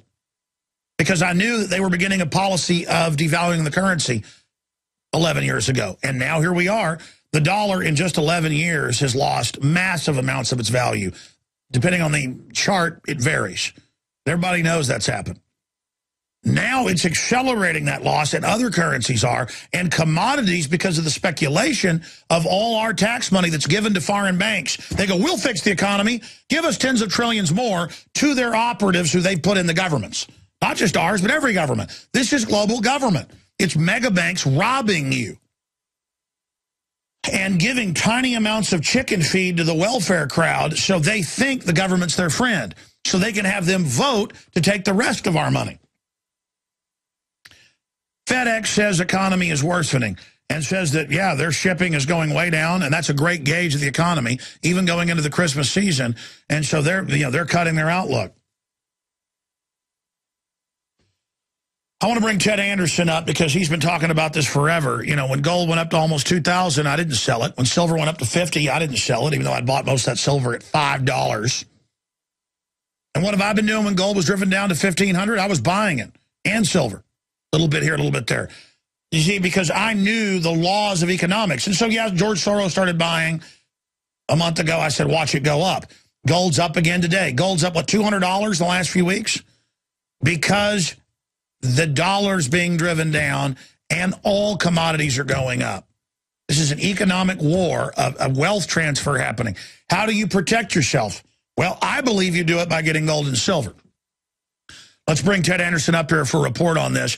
Ted, I know we don't have a lot of time here, and the next hour is coming up. I promise to have open phones and cover all this. But with what's happening in the Middle East, with what's happening to the dollar, when CNBC and Merrill Lynch sound like Alex Jones and Ted Anderson, I mean, the writing's on the wall. When the bigwigs are saying don't buy gold, while they're quietly buying it, not wanting us to know, because it exposes what they're doing. I mean, I believe now is the time to buy gold and silver. What's your take on this? And give us today's specials at Midas Resources. Well, you're exactly right. You're talking about a currency war, and James Rickards has a great book out on that. You should read it. But, yeah, that's what's going on right now. The United States is trying to lower the value of the dollar, export our inflation overseas. It's coming right back in the form of commodities. And gold is taking the hit right now because it's up. Right now at up $4.90, been as high as $17.74.70 today. Currently, right now trading at $17.68.40. And like you said, I mean, when you have MSNBC or CNBC, sorry, reporting that Merrill Lynch is saying that we're going to have $2,400 gold because they don't see. I mean, this quantitative easing thing that they're looking at now, rather than ending at a certain point in time, they're just going to say, when we see the numbers turn right, then we're going to change this. Well, they're saying that, you know, the unemployment figures aren't going to come back. Not like they're, you know, not at any time soon.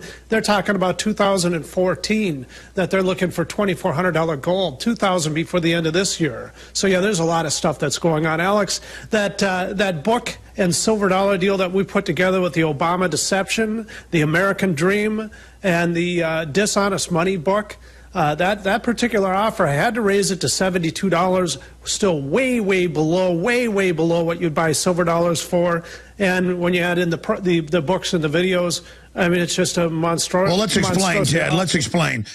$2 silver, you're going to be hard-pressed to find $2 silver for $72, 2 1-ounce silver coins of this quality, or any quality for that matter, and a free Obama deception, and an American dream exposing the Federal Reserve, incredible film, and the dishonest money book. I mean, that book's $20 right there. 3 free gifts and silver at cost or below as a loss leader. I mean, this is the definition of loss leader. It was 63 last week. It's 72 now. Take advantage. And when you call, ask for the Alex Jones radio specials. There's a whole spectrum of the day's special of gold and silver at prices that are even lower than Ted has on the internet. Okay? I mean, the Alex Jones specials are the lowest. 800-686-2237. And even if you've already bought the silver dollars, you just want more at that price, give the books, give the videos to others, even if you've already ordered one. If I was, well, how many can people buy? Can they buy one or two, or how many of this deal can they buy? We just make sure that we're sending them to new people. You know, it would drive me broke if somebody just ordered 100,000 of them for himself. So we do limit it to one per customer, but we do ask for, you know, just this one's for my son, this one's for my, you know, my dad, whatever. But you know, that's how you order. 800. Yeah, you lose money on this. You lose what, about $30? You're crazy. 800-686-2237. Crazy like a fox. What a free marketer there. How do you win in this market? Well, just it's free, folks. You get the books, the book and the video is free. 800-686-2237. Ted, I want to talk about what QE3 will do in your view for 5 minutes. Then we're going to open the phones up to calls. I'm going to give the number out in the next segment and take your calls throughout this hour, and also intersperse it with a lot of the U.S. news, world news, and health news and economic news we haven't gotten to yet.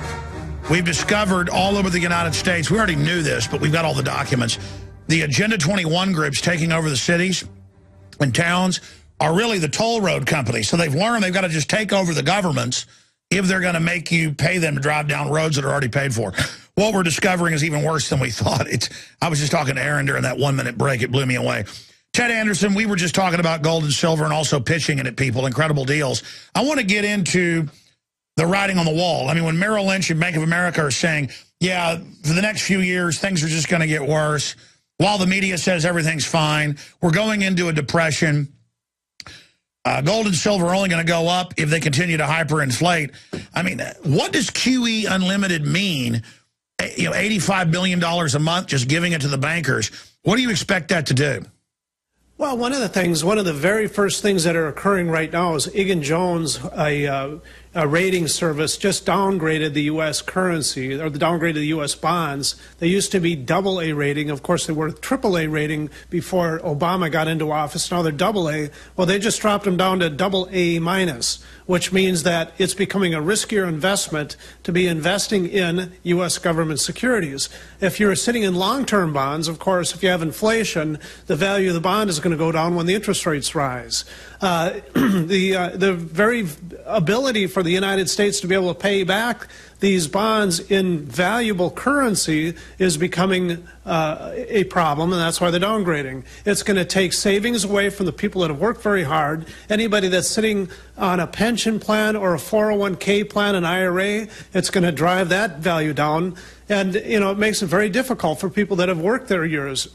For kids, my goodness, they're going to be working and paying taxes to service the interest on this debt. It's bad all around. The United States currency falling apart like this is going to create something very similar to Argentina, Brazil, Mexico, perhaps even the Weimar Republic in Germany back in World War I time. This is what we're looking forward to here in the United States. It's decreasing the value of the money. I mean, people that have worked and saved are going to be hurting. So really, Alex, it's destruction.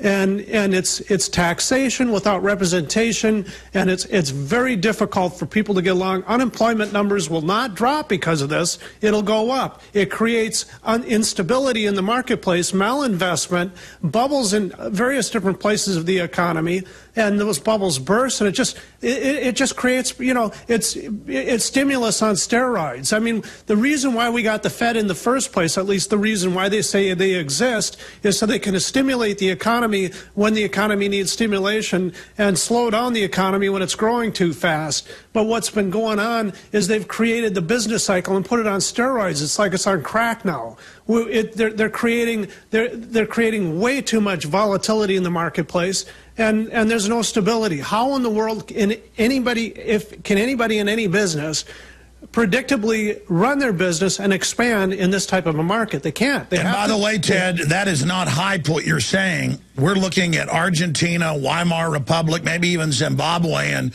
situation on this road, and the more they commit to it, the more they can't pull out. Now, very serious inflation is already here, probably hyper. What are the elites doing? They're getting into gold and silver. They're physically holding it. who's got the best deal out there, bar none? Midas Resources.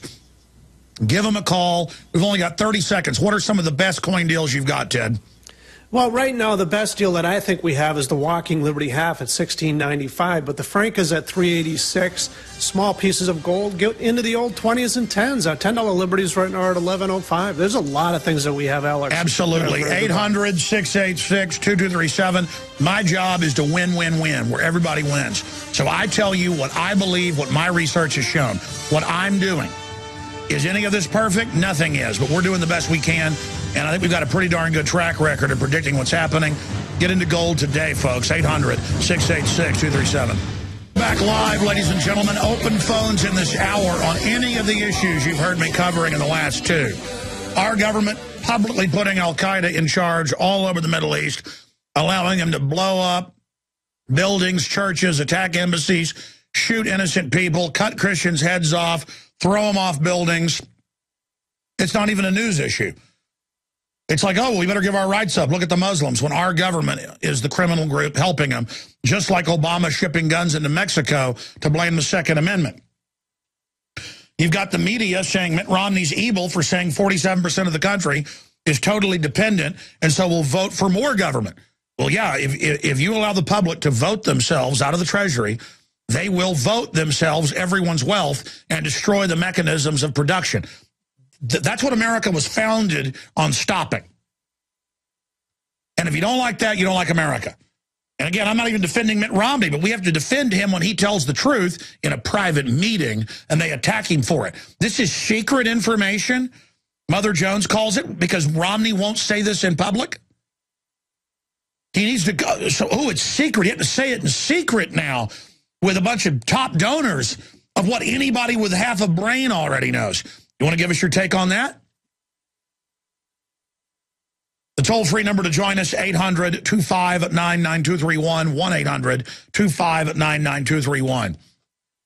The Federal Reserve is out there hyper-monetizing things now, monetizing debt. And you've got Bank of America and Merrill Lynch and others saying $1,240 gold the next year and a half. You've got all this news coming in.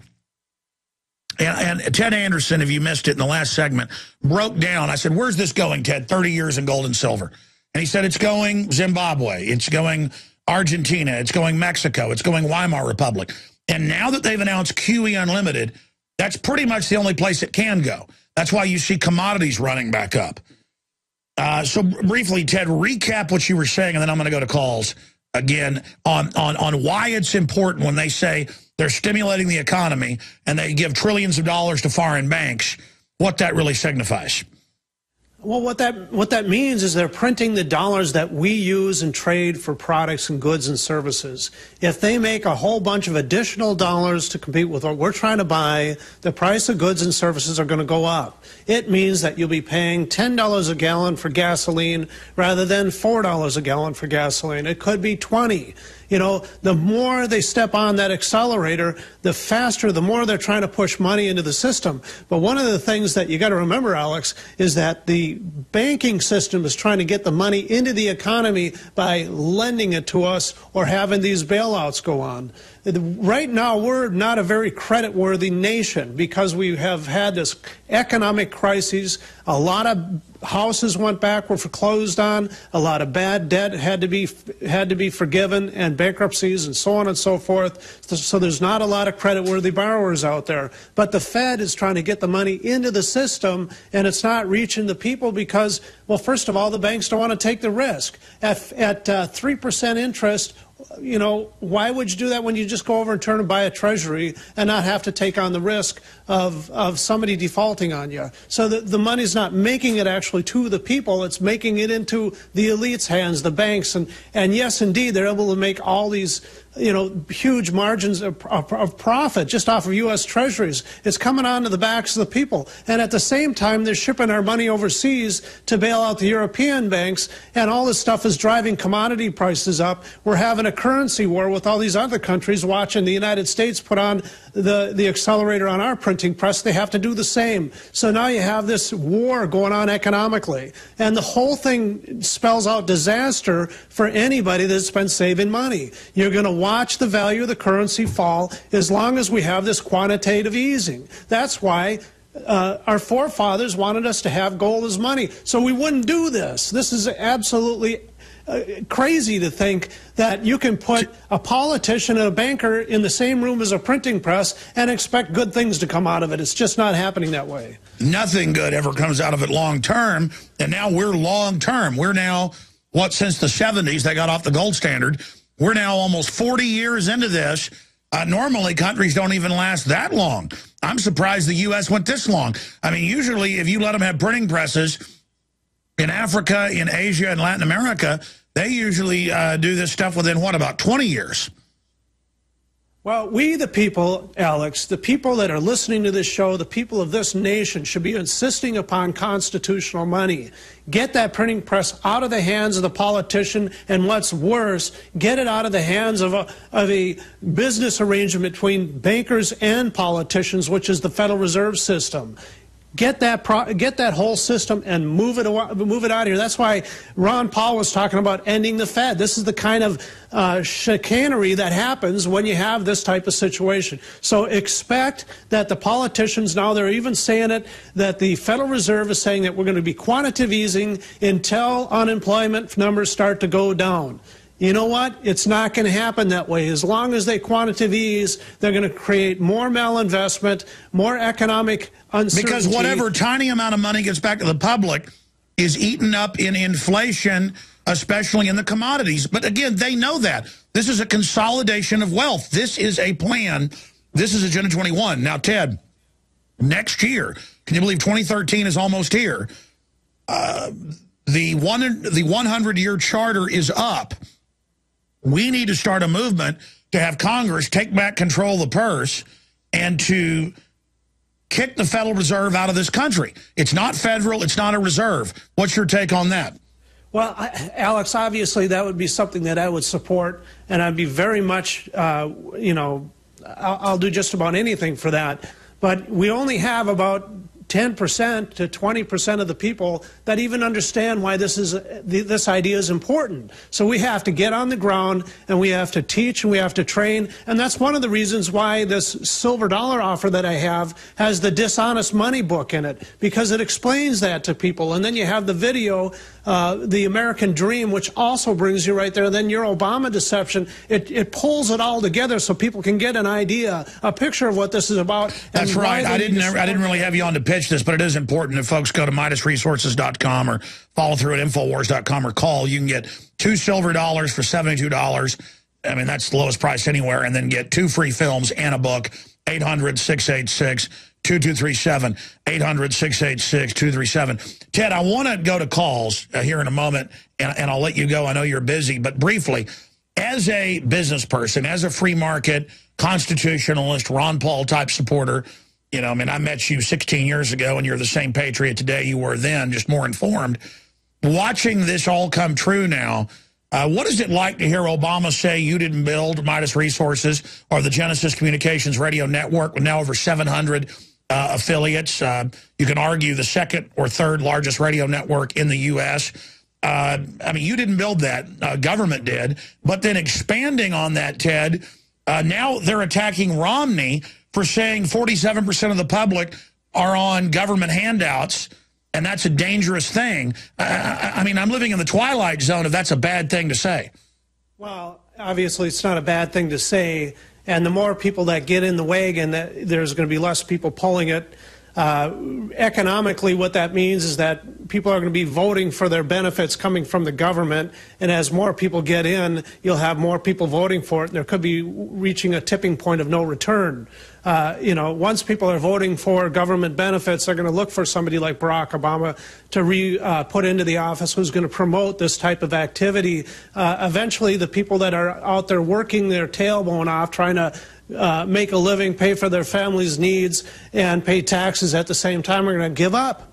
And, you know, that's when the country implodes. It's really a bad deal. That's not what the American experiment is about. We get out there, we work for ourselves, we make things happen.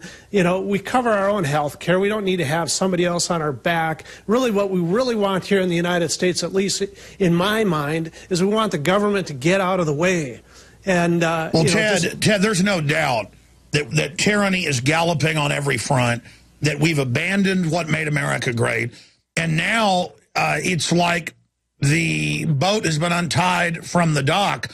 Tyranny is just racing away now, and everything is being removed, and government is digging in and buying 1.4 billion rounds of ammo, and now 200 million more in the last year. Paul Watson's breaking that in minutes at Infowars.com. A bunch of it sniper rounds and training to take us on.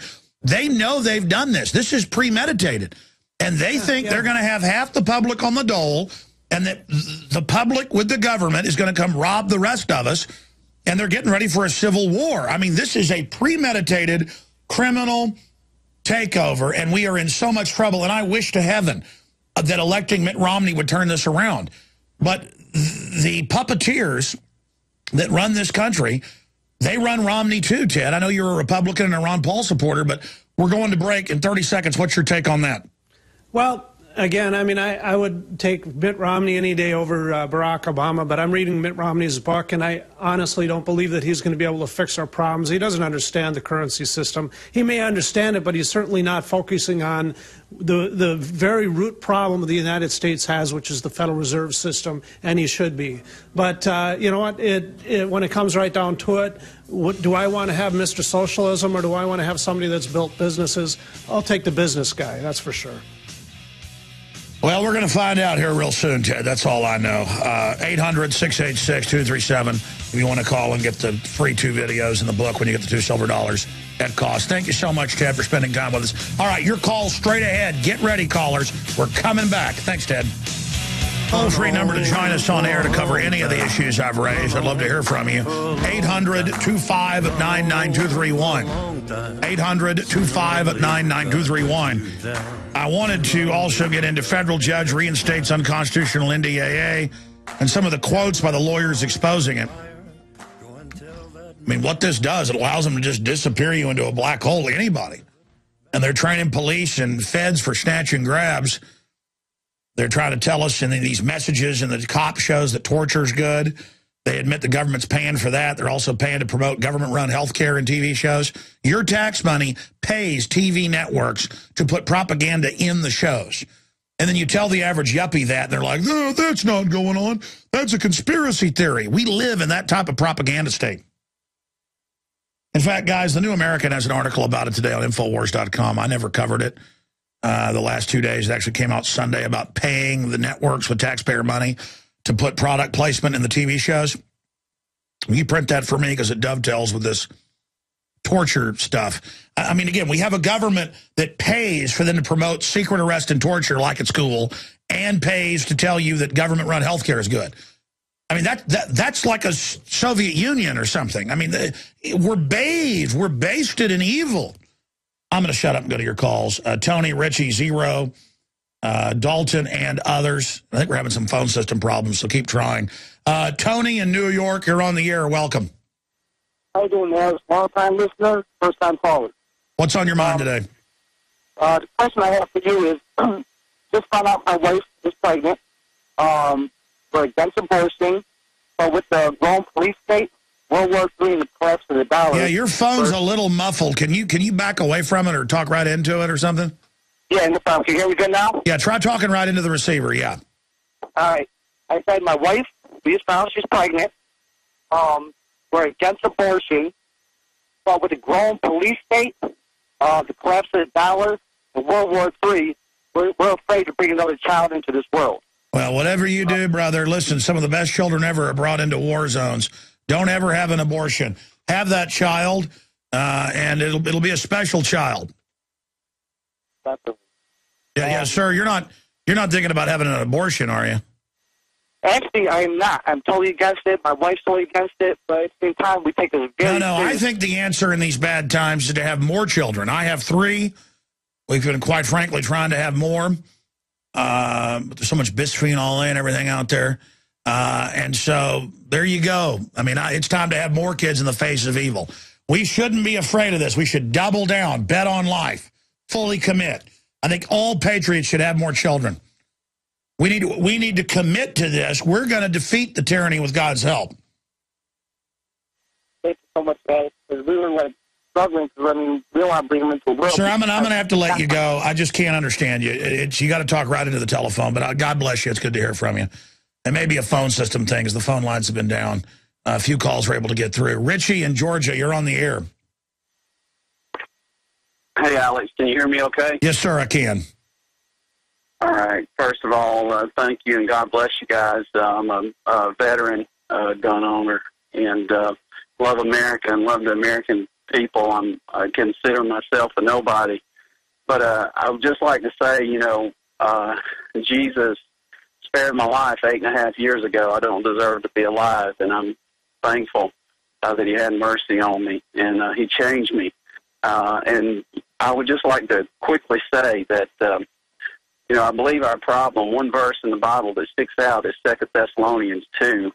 It says, because you reject the love of the truth, God says, I will send strong delusion that you might believe lies and be damned because you did not receive the love of the truth. And if you look there in 2 Thessalonians 2, I believe that's where America is. We're kicking God out of everything. We want to commit adultery. We want our sin. We want abortion. We want pornography. So I think a lot of the problem is our own fault. It's my sin, and I'm not being hypocritical, acting like it's everybody else, but it's my sin. It's our sin that has created this situation.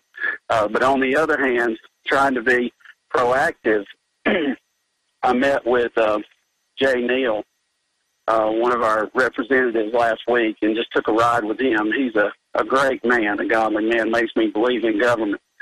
And he pleads the cause of the poor.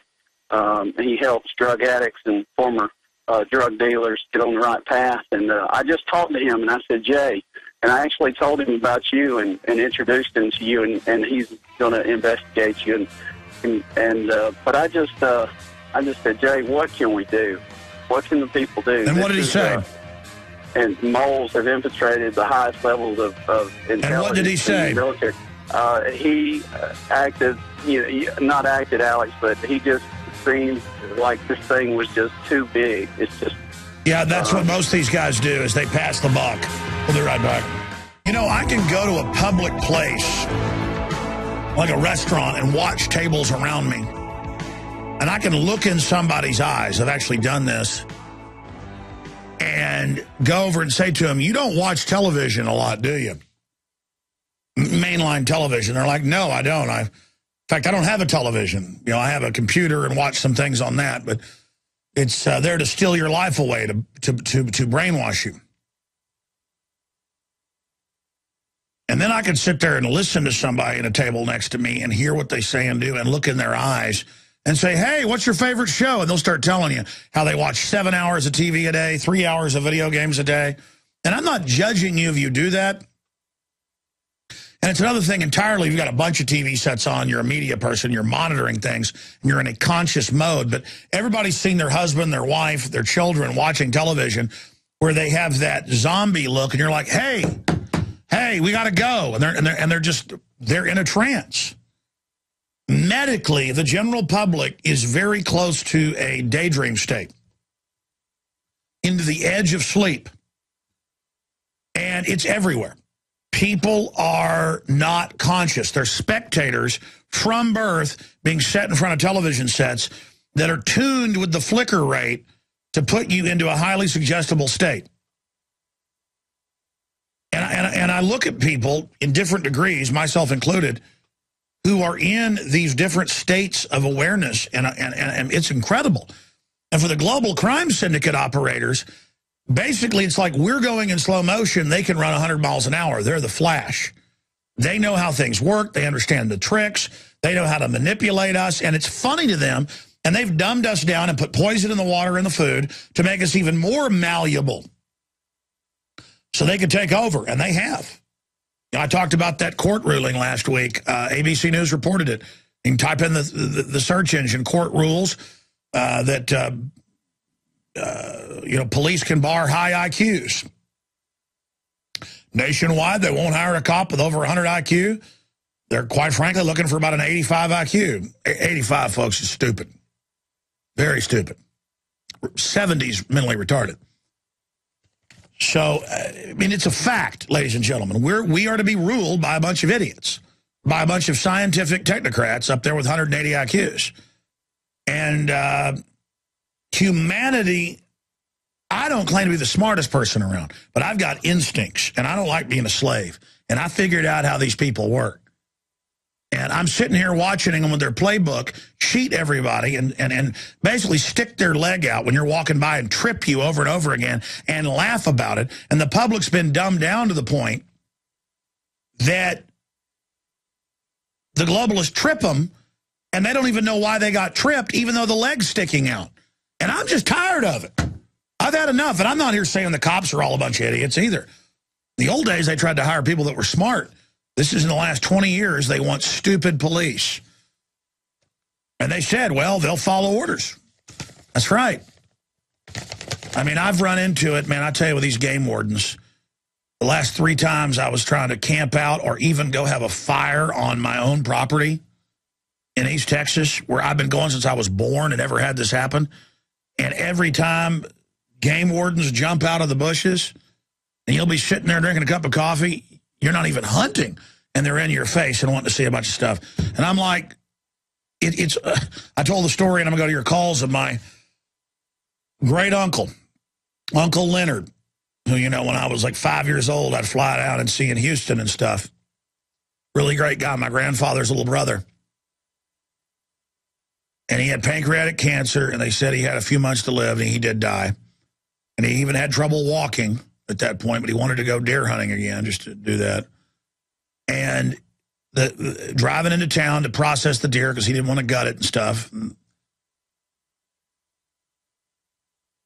They've got the deer feet sticking out the back of the, I mean, you know, the bed's open, there's a deer there. It's got a tag on its antler, everything, and the state police pull him over. Oh, that's a deer, you must be bad, you have a deer. And so guy runs over and says, whose deer is this? And my uncle's not there because he's too sick to go. And my great uncle and my uncle says, along with my dad, oh, it's our uncle's. We're taking it to get it processed right here, get turned into, you know, steaks and stuff. And the state police guy is shaking and starts getting his gun out. And as you stay here, and more police get there and everything. And he goes, I'm taking you to jail. You're not allowed to transfer somebody else's deer. And, of course, he's an idiot. Probably got an 80 IQ. And they say, no, Texas law, the landowner can process the deer. And more police showed up and were like, oh, you're the Joneses. Oh, like, you know, one of the oldest families in that area. Oh, we're sorry. No, he's right. They're allowed to transfer the deer. But if they weren't, you know, connected to good old boys of old, they still took him to jail. Probably pistol whipped him the way he was acting, and the jury probably put him in prison. Doesn't matter if there's a law. I see folks go to jail all the time. There's not even a law. These judges are so demonic. They'll sit there and lie to the jury and just make something up and convict you for something else. I said I'd go to your calls. I'm actually loathing even going to East Texas. The reason I'm telling this story, just because it's so bad there. I don't even want to be around them. And I was thinking about if I'm confronted by them, I'm just going to go, I'm not going to dress them down. I can't put up with their evil anymore. I can't put up with the weakness. And I can't put up with the groveling to the scum government anymore. Just a scum government everywhere. Scum. I hate you. I hate all the low IQ dummies who want to rule my life because you're idiots. Because you couldn't go start a business. You couldn't live your own life. You couldn't get a woman. You couldn't get nothing but try to suck off me. And we're going to beat you, you trash. Don't you ever think you won't. We're going to beat you.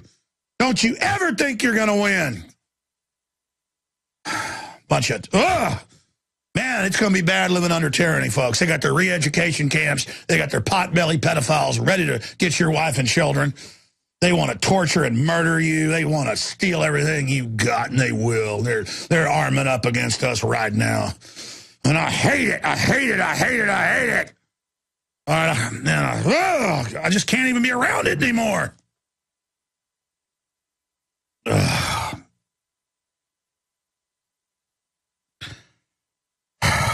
And I'm sick of the public, too. I'm tired of the public groveling to bureaucrats, groveling to police, groveling to everything. Stop groveling. Stop it. Get a backbone. Stop groveling constantly. Stop being cowards. Zero in Iowa. You're on the air. Go ahead. Hey, how you doing, Alex? I'm not doing too good. I'm having flashbacks. Go ahead. Yeah. I got two things for you real quick. First, I got to say thank you. You have helped me open the minds of many people. I've been saying for years I didn't trust our government farther than I could throw them. And everybody thought I was crazy till I found you and introduced them to your shows, to your videos.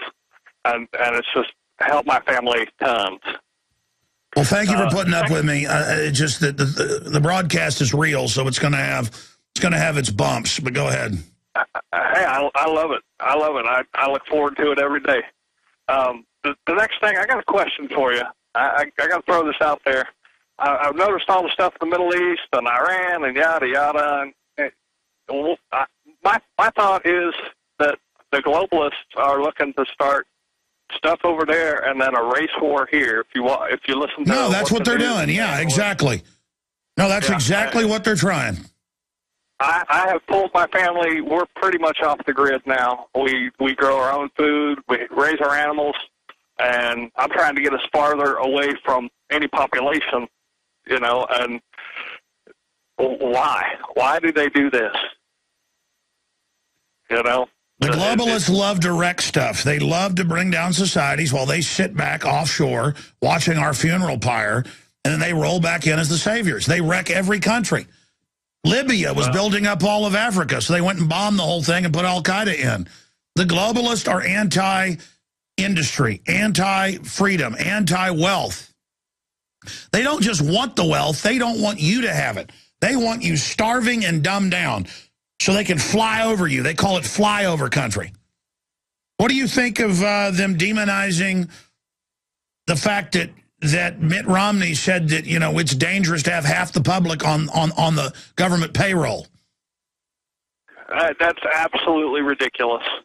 I mean, anybody in their right mind can see they can see the truth. That's what they want. They want us to have to depend on them. You know, I refuse, no matter how hard times have been, I refuse to get any handouts from any government because I don't want it. There are all sorts of tinkerers. It's almost always, and I appreciate your call. God bless you. You know, and by the way, the system harasses them. Illegal aliens are above the law, left alone, get out of jail free card. But if you had to typecast these people, they're generally, most of them are white, some are black, some are Hispanic. But if you have to typecast them, it's an old. If you have to assess them, it's about 60-year-old white Vietnam veteran in a half broke down work van who lives in their van and doesn't smoke, doesn't drink, goes to church 3 nights a week, who drives around fixing people's hot water heaters and fences and tinkerers, and the cops everywhere, all over the country, harass them and arrest them and give them tickets and won't let them park their van and sleep and chase them around until they're homeless. And I've talked to so many of these homeless. I'll go, you're not on drugs. You're not, you know, you don't look like you're schizophrenic. What's your story? Well, I'm from, you know, Vietnam veteran, and then I had a truck, but it kept breaking down, and they kept arresting me. So now I work over here when I can get jobs. This place takes me on mowing yards, and I live back there in a tent. But the drunk hobos keep robbing me. It's always the same story. I mean, it's just so pathetic what they've done to this country. And there are hundreds of thousands of these people conservatively who literally are working homeless.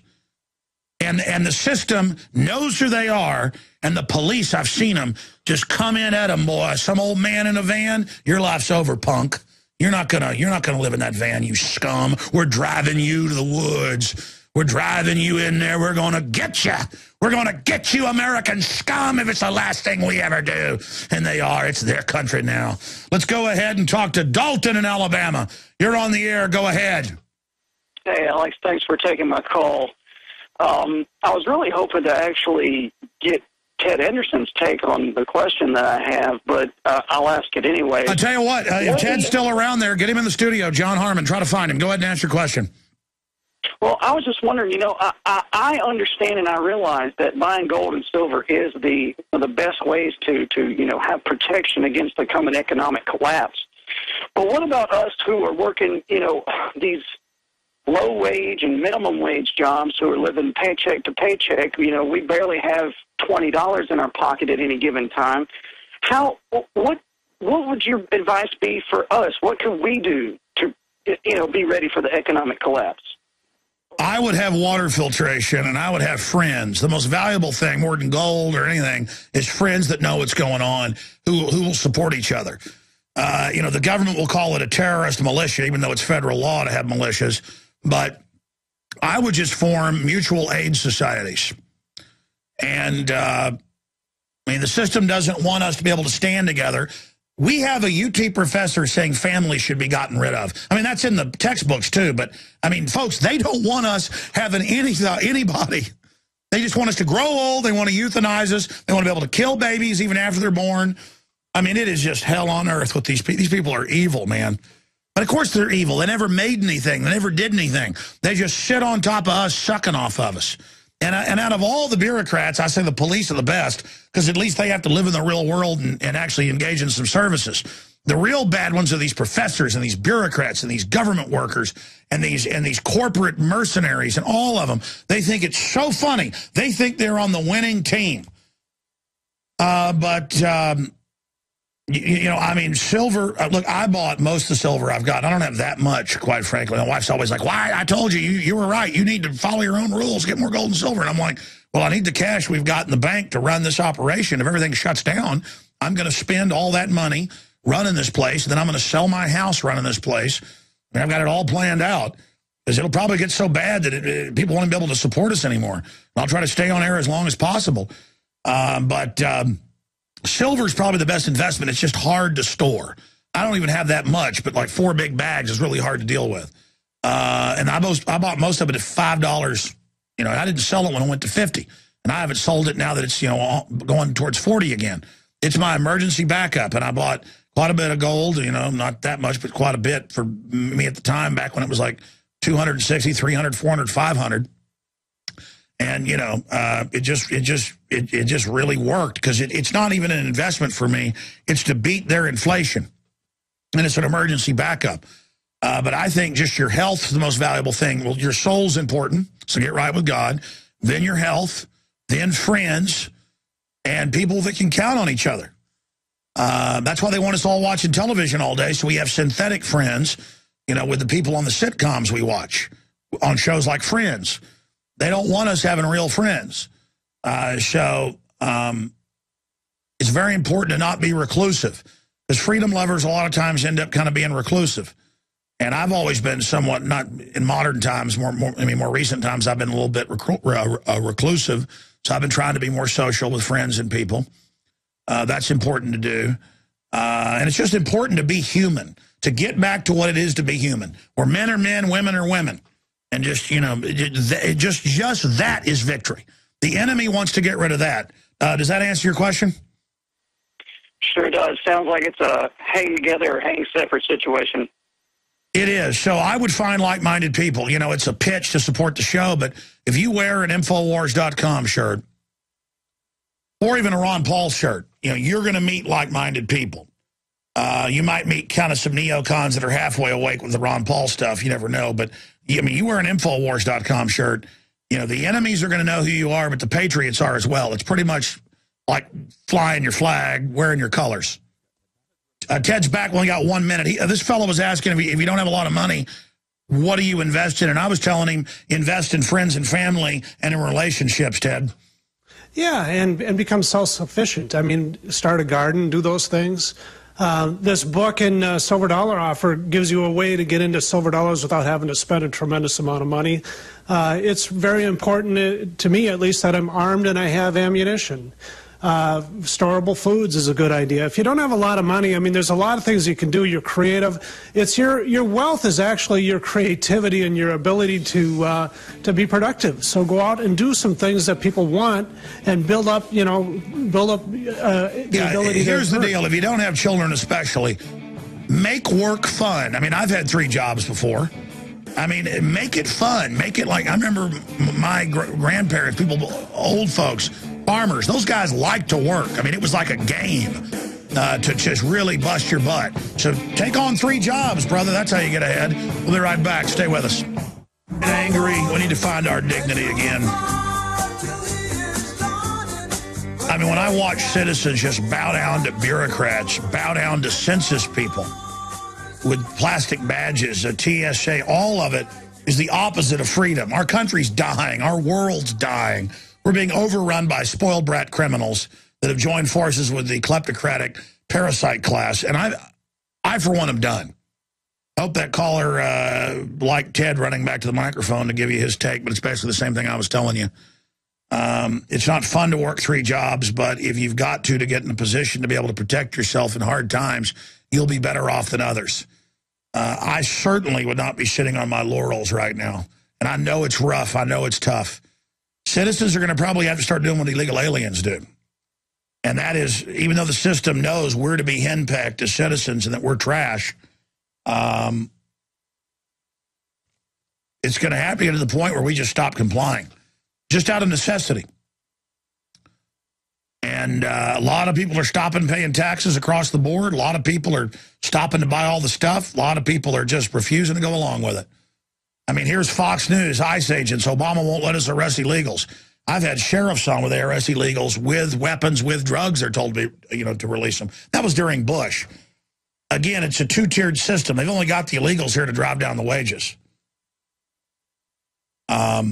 Again, it's lawless, but then the cops are so like attack dogs on us, and because we're known as the milk cow, we're known as the joke, we're known as the food, and message to government: I ain't your food. Message to government: I'm not scared of you. Message to government: I'm not going along with you anymore. Matt in North Carolina, you're on the air. Welcome, sir. Hey, what's going on, buddy? Worldwide broadcast. What's on your mind, bud? Look, you're wrong about the Federal Reserve Charter, Alex. It's open-ended now. They changed it at some point. So the only way that we can get rid of the Federal Reserve legally is if Congress abolishes it or if they commit an illegal act. No, you're right, but I know that Ron Paul's pointed out that the 100th anniversary of the charter is a good time to point out that its charter's up. So it's really apples and oranges, it's debating. My point is, we've had it 100 years. Yes, we can get rid of it any time. Congress should take back its power. That's what I was saying. Absolutely. But now, Alex, the only way we're going to get rid of the Federal Reserve is if the people move out of the fiat currency by themselves. And that means start, bartering in gold and silver. And that's why they're going after the farms. They hate these co-ops where people get together, especially. It scares them that yuppies are now learning how good organic food is in co-ops. That's why they're coming after it. You're right. They're scared of us bartering. They're scared of us acting like real humans. So they don't want you to be independent. And that's what the country's all about, is being independent. Exactly. The country is about being independent. If you want to be taken care of so much they put you in a forced labor camp, go to North Korea. I mean, what's your message to all these people that think we should be slaves of the government? Well, once they try it, they won't want it anymore. Once you become a slave, you won't like it so much. And that's that. What's your view on the state of the world right now? We're in bad shape, Bo. We're in real bad shape. These people, they think they deserve this. They think they deserve the world. Why? Because they can. Because nobody out there is doing anything. If you're going to sit on your laurels, you're going to get taken over. That's just how the world works. That's right. You're absolutely right. I've gotten to the point now when yuppies shoot their mouth off to me or try to boss me around, I get right back in their face. Not because I even want it, but because it's the right thing to do. I had some guy bulk me the other night in public. I said, all right, man, you want it, you got it. He backed off. Yeah, it's Tuesday here. We're taking some more of your phone calls. I've been kind of throwing a fit here on air today some because I mourn the pitiful state of our country. I'm upset about it when I see people not doing well. And then I run into these trendies who think it's funny when people are doing bad. And I see us just overrun by criminals, idiots, and slime balls. And I'm just getting tired of it. And I'm tired of people that think there's not a cost for what they do. I was walking into a business just the other night. I was meeting my wife and children for a movie. And there's this big line for some other movie, and I saw a listener, and I was shaking his hand as I came to the doors. The line was backed up, and this lady said, hey, the line's over there. And I said, oh, great, I was just shaking this fellow's hand. She goes, hey, the line's over there. And I was like, well, all right. And then her boyfriend, her husband, was kind of doing like this at me. And I went, hey, I just told you, I just walked in. We're not cutting, ma'am. We're just going to go over there. I kind of sounded like, you know, the sheriff in Mayberry. That's how I try to act. And she just looked at me with hate. And I said, you know what? You're going to answer my question. I told you repeatedly I'm going to get in the line. I'm not even going to the movie you've got. In fact, I've already got my tickets. My wife printed them. She's over there. I'm not going to see The Princess and the Bride like you're going to see it. I see that's what you're in line for. And then they turned around. I went, hey, you wanted to bug your eyes out at me because you're 6'4", pal, and I'm 5'10", 5'11". I said, turn around. And the guy turned around and he's like, mister, we just want to, yeah, you want to act like a man, but not back it up. And then people were like, oh, please don't. And I'm like, you know, and I went outside, changed clothes so it didn't make a scene. Somebody noticed me and went in and saw the movie. But, I mean, you know, 3 times you got in my face, man. 3 times. You want to get in a fight? You think you're big and tough? 3 times. 3. This isn't a game. All of you. I bet that guy's a government worker. I bet he's one of these people that wants to push it and push it and push it. You need to stop pushing it. All of you. I'm sick of it. I'm sick of your wife trying to henpeck me. I'm sick of ninnies trying to run my life. I'm ranting. I'm sorry. I am mourning this country's death right now, and I'm angry. I wish you people that wanted to protect lines, or you're mad at the neighbor because their dog went to the bathroom, I wish you'd get as mad about this government as you did about that. I wish you'd get mad about what's going on in this world and the cancer viruses and the vaccines and the fluoride water. I wish you'd get mad about all the boondoggles. But you won't do that. You'll get mad at your fellow humans. I mean, you got to understand, too. I said I'd go back to the calls. I'm just out of time here. I apologize, everybody. I'll be back tomorrow. I'll be back. I'm angry because these people get angry over nothing. I mean, you come in glass doors, somebody shakes your hand, you're not even in the people's line, and they want to narrow their eyes at you and look at you with teeth-grinding hate. And some guy wants to bow up to somebody for nothing. For nothing. And then you won't do anything for your country or anything for people around you. You think all these instincts for violence and everything are like show. You think all these instincts and everything God gave us is about acting tough. I'm just so tired of it. And I'm in over my head. I've said that a lot. I didn't sign on to this to be, the main spokesman against the globalists or anything. And I don't think I'm up to it. But you know what? We are all dealt the hand we're given, and we've all got to do what we got to do. But I'm tired of being shoved around. I'm tired of being pushed around. And people say, hey, get along, go along, do what you're told. That delivers slavery. That delivers enslavement. That delivers bondage. That delivers absolute hell. This thing where everybody's supposed to be effeminate, the women are supposed to be weak, the men are supposed to be weak-kneed. I will not be part of any of this jellyfish culture. It's time to rediscover humanity, rediscover your strength, and say no to evil. And that starts by becoming red-blooded.